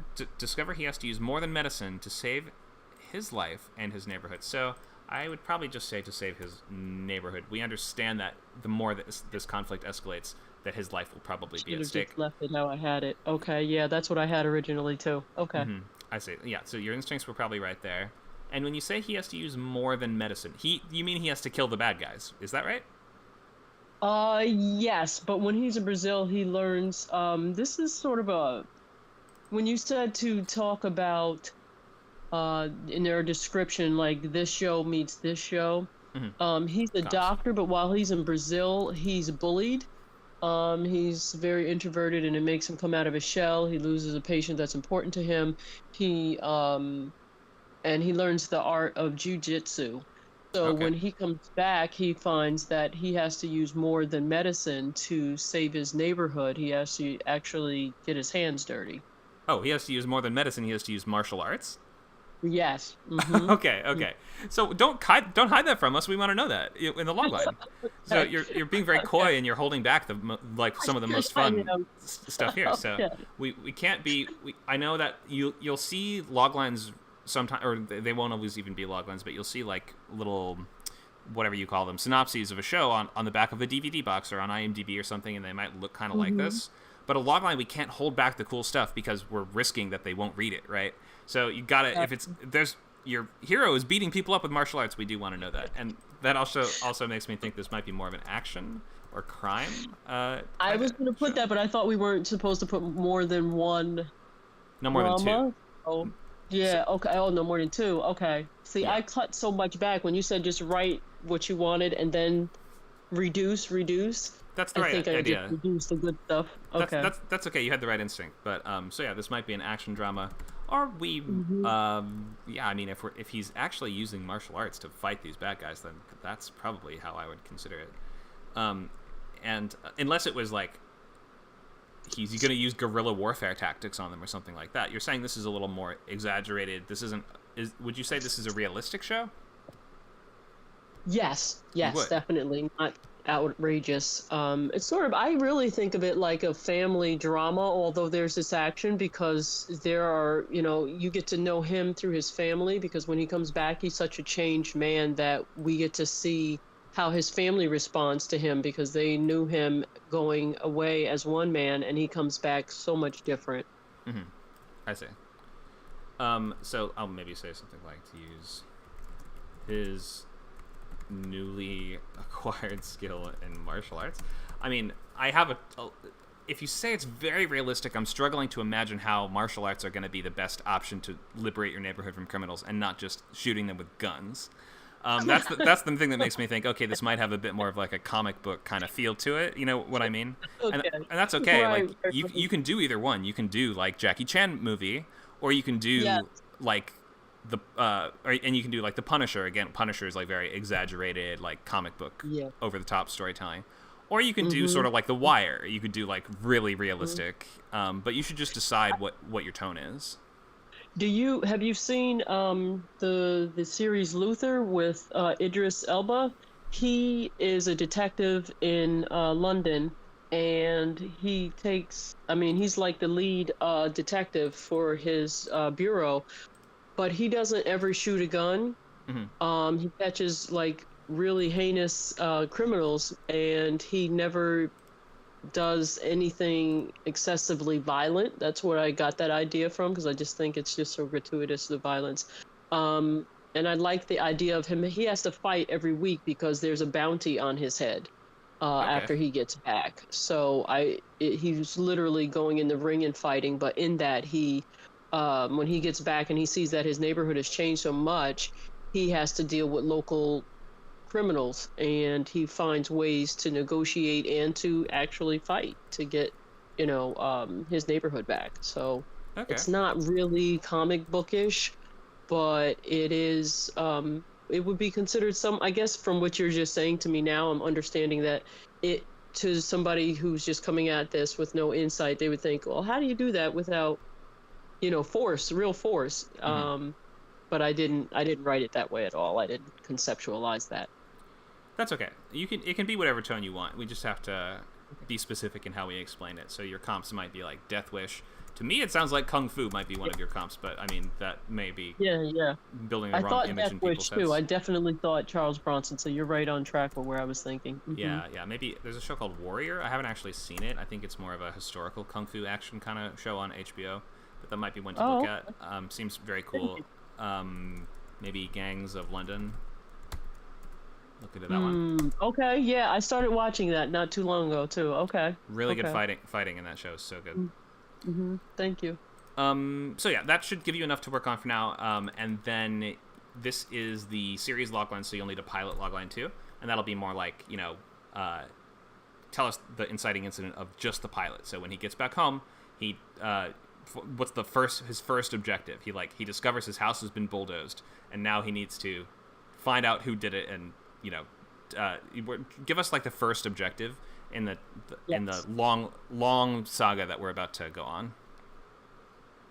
Thank you so much for that, because I was trying to figure out what I needed to highlight in that first episode so much. Like I had some ideas of what it is, but the way you just said that, it all clicked. So thank you. Yeah, it might be like we try to just zero in on what his goal is for that pilot. Yeah, I think that should be enough for you to figure out a pilot logline. Okay. Thanks for this. Thank you. Let's go to Lee with Ebb and Flow. Awesome, thank you. So this is not the one that I have written a draft of. This is like brand new concept from like last week. So I'm excited to like dig into it. So the series logline, it's a fantasy dramedy. The comps are like Touched by an Angel and This Old House. So the series logline is: an ancient water deity moonlights as a hot-headed plumber. Together, he and his apprentice, an easygoing young trans woman, help their clients trade rigid puritanical values for fluidity and compassion. Super wordy. I would love help with it. The pilot logline, I haven't worked it out because I haven't worked out what the pilot is. The only thing that I know happens is that in the pilot, the apprentice learns that the plumber is not just a human guy. Okay. So this is there's that. So the sort of who do you see as sort of the main character of this, I guess I would ask, or is this more of a sitcom where it's pretty balanced between them, like something like Peep Show, or I don't know if you've seen that one, but like a show with two roommates who live together and we kind of 50-50 balance between them? I would say it's pretty balanced. I would imagine it being pretty balanced, like more of a two-hander, but probably the I'm having trouble nailing down the characters. Actually, I have like the premise, but I've gone back and forth on like which one of them is patient versus impatient, like kind of trying to get that contrast between the two mains. And figuring out what's going to work best, because I think the apprentice probably has more room for like an arc over the series, right? Because they tend to. That's true. So if you're gonna do a storyline where we get the characters meet for the first time, this is like what the Sherlock reboot did, where like John Watson meets Sherlock Holmes for the first time in the first episode, where we sort of establish your main partnership. Probably conceive of your pilot logline from that second character's point of view.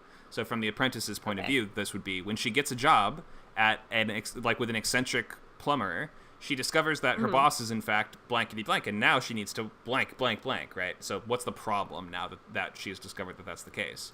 Is he trying to keep it a secret that he's a deity?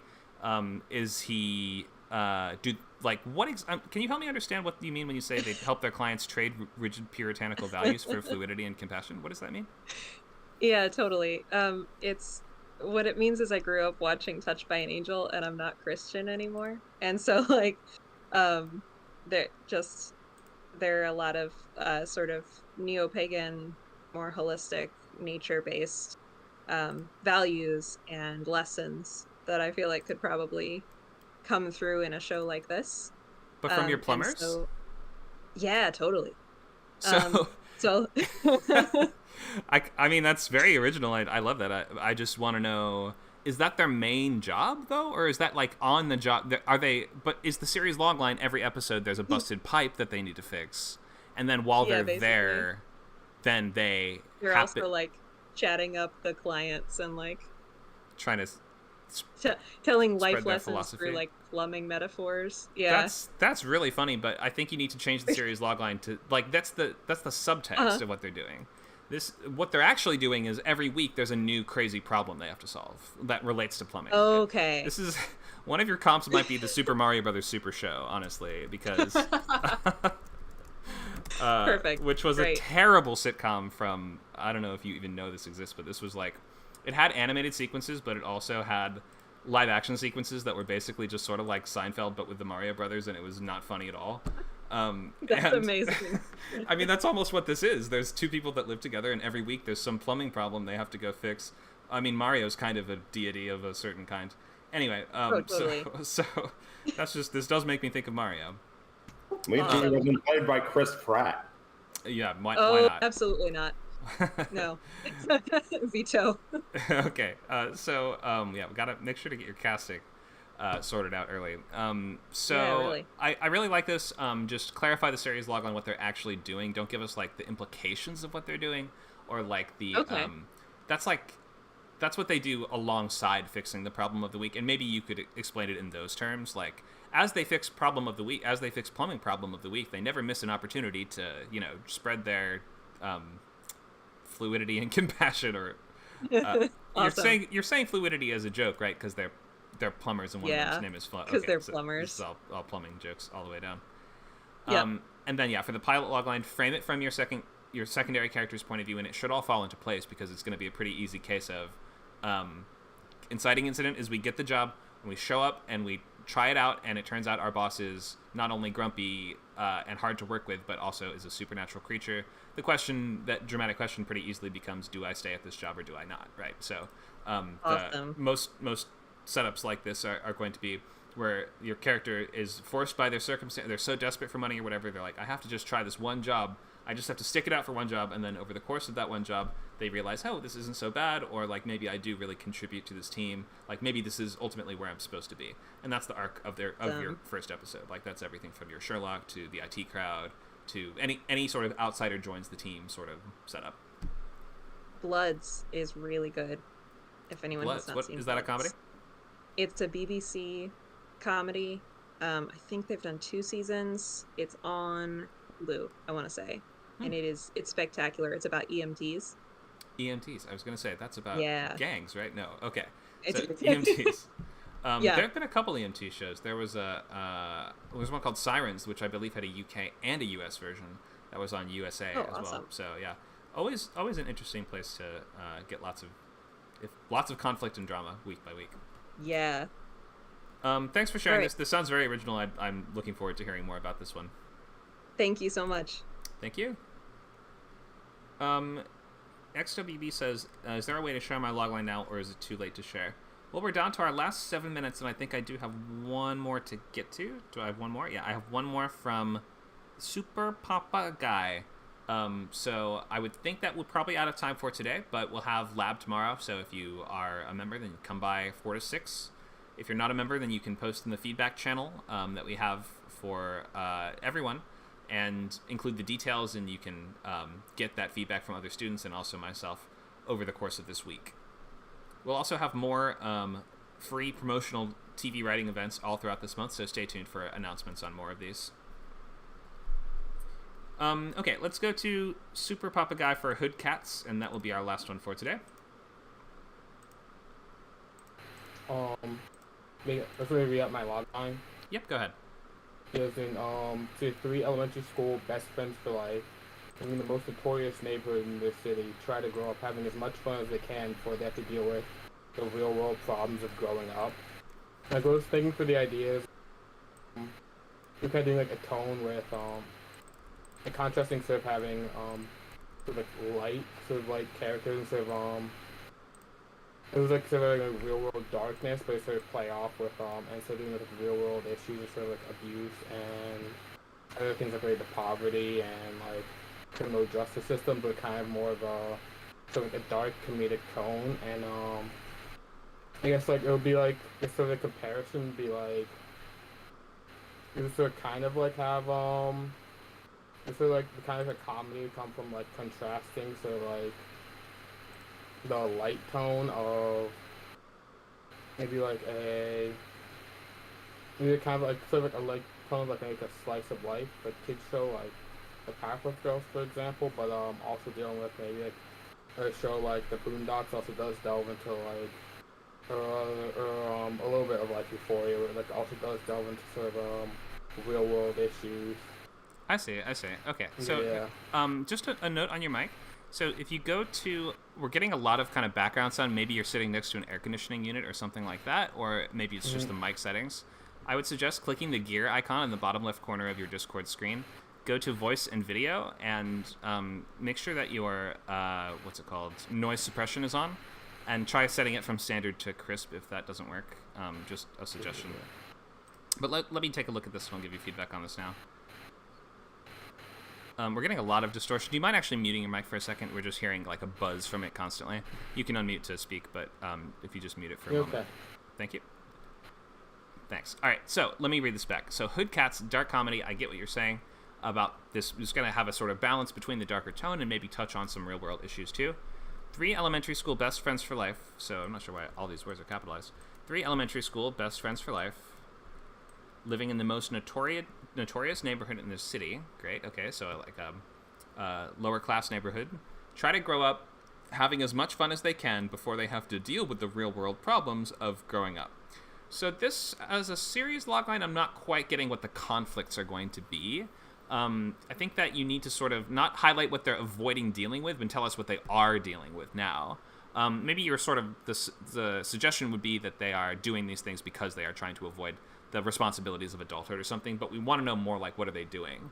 So you say that they are just trying to have fun, but what does that mean for them, right? Like, and we can look at a show like It's Always Sunny in Philadelphia, which has sort of like a vibe where the characters basically episode by episode just set their own weird little goal and are kind of just trying to get by and have fun, right? But that idea of they're trying to get rich quick a lot of the time kind of pervades a lot of the show, right? So what specific sort of conflict are they facing? Ed, Edd n Eddy, I've sometimes come back to as just like a similar show that's a cartoon with a vibe like that, where like every episode they sort of just set a made-up imaginary goal, right?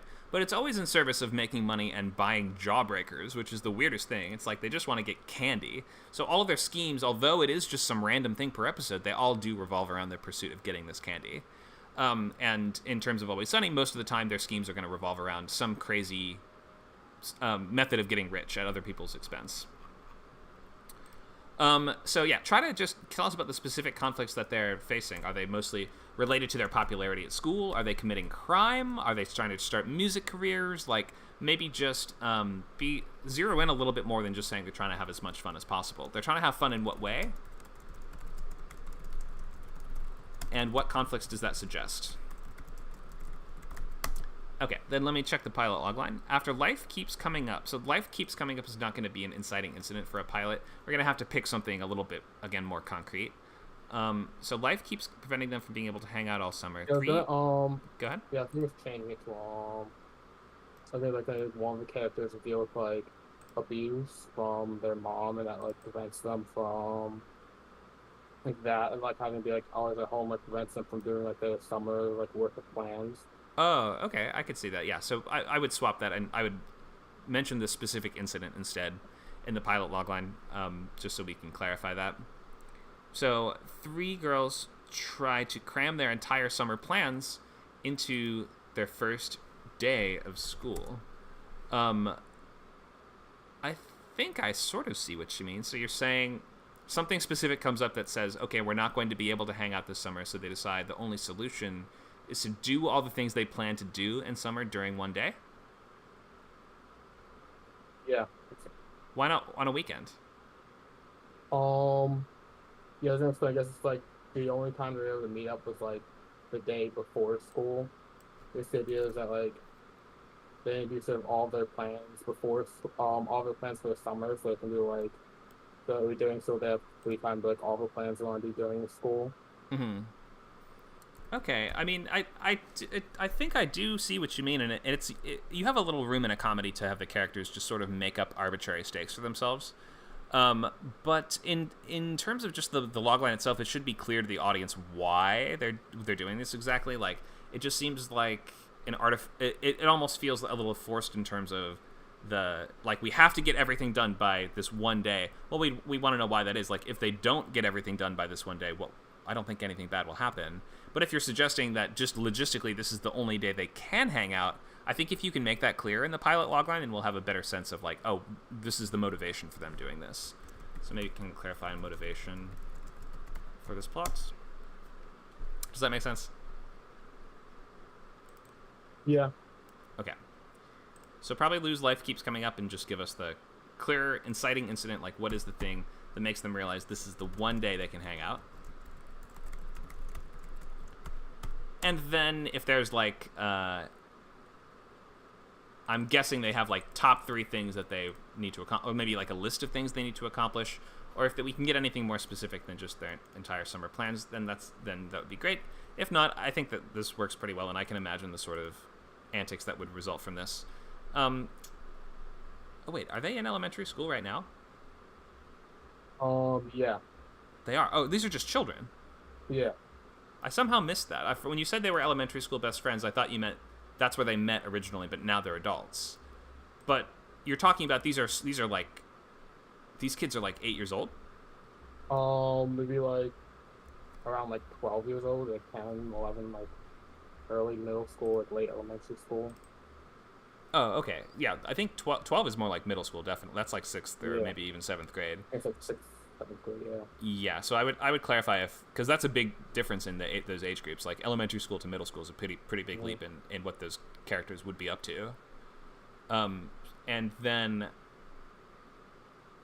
yeah, I mean, I'm wondering how much trouble 3 10-year-olds are really going to get into.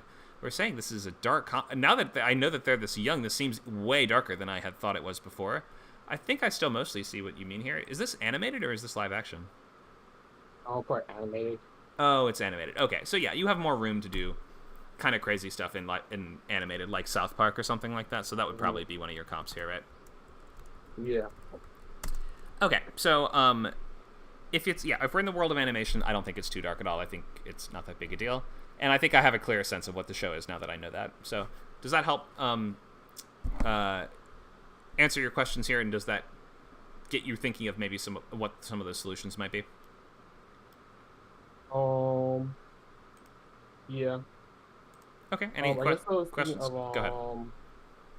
If I mentioned this before, I guess like one of the ideas, like says is their kids, I guess like one of the ideas that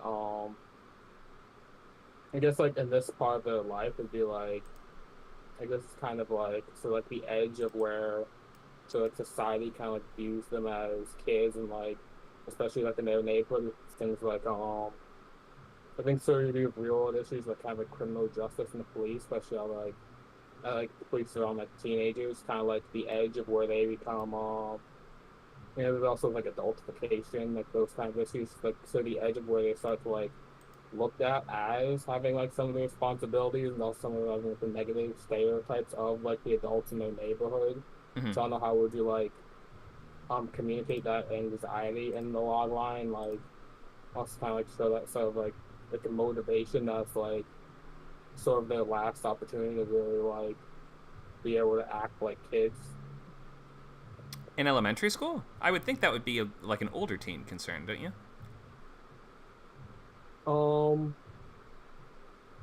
I guess yeah, it's kind of a lot of sort of research on the issue. I mean, it was obviously like a lot of things was based off of like the, and like one thing I was thinking like at the oldest age. I think there's still a lot of like there are a lot of like adultification, like all those issues that do happen around like 12 and 13 years old, especially in like it's like poor neighborhoods in America. Is kind of based off of other real world issues like the youngest. I think in like pretty much like every state, like I think the oldest, what is it?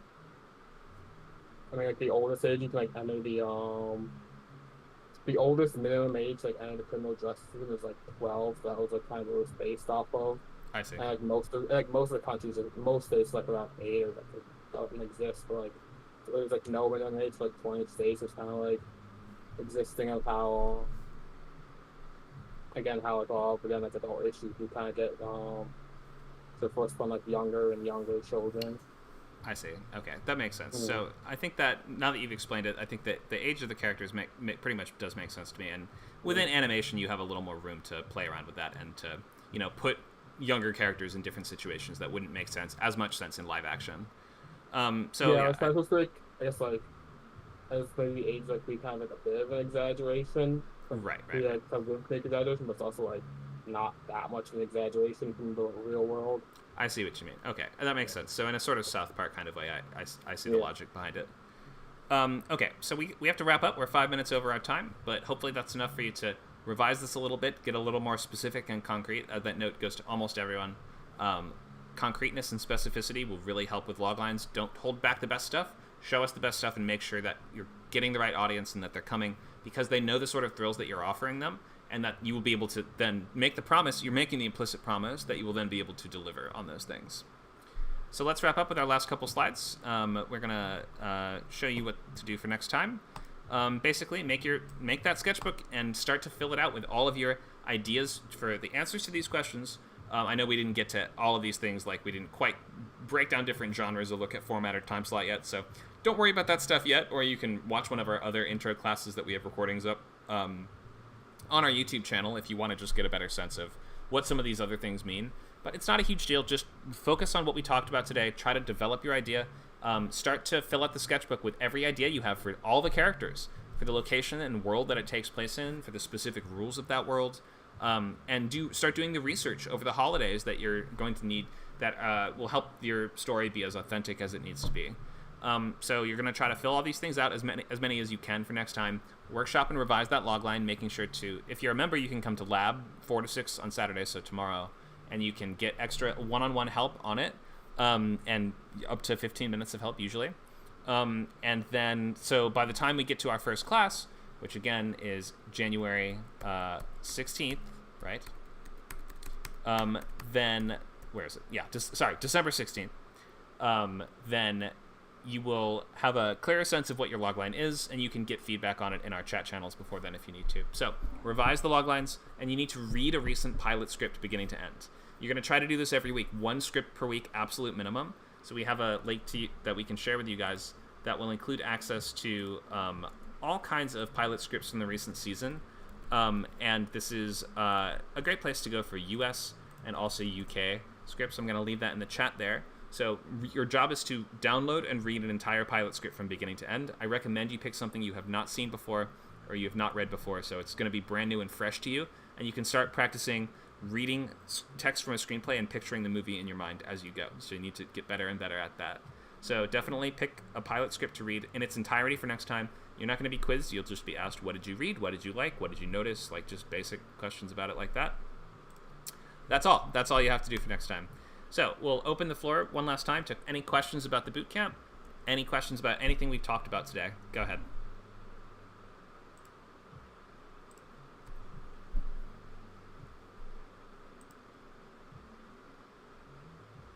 So I might join a little late. It's like a document that like outlines the boot camp and like what's going on like each week.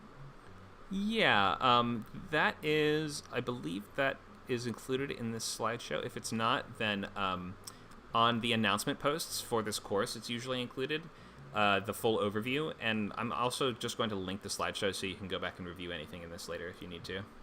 Yeah, a few people may have joined late, so Super Papa Guy, I'm not sure if you caught it, but we did have like a poll.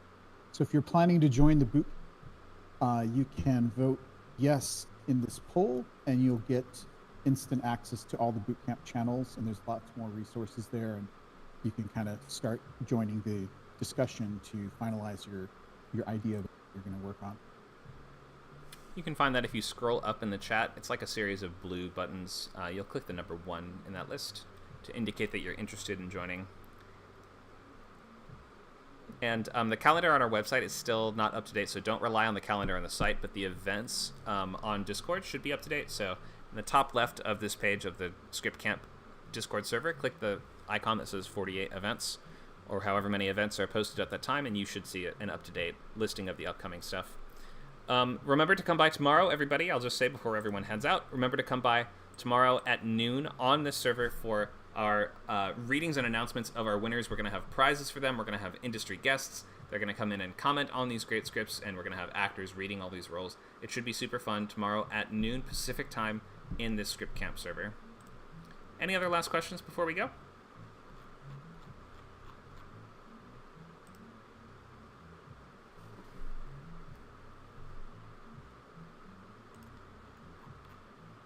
Okay, if there's no more questions, we will wish you guys a good night and remind you your goal next time: fill out that sketchbook as much as you can, revise those pilot loglines and series logline, and read a recent pilot script. We'll see you all next class, December 16th, or at your next Script Camp workshop, class, or event. And hopefully see you tomorrow for the event I've mentioned. All right, so hope everyone has a great night. We'll see you soon.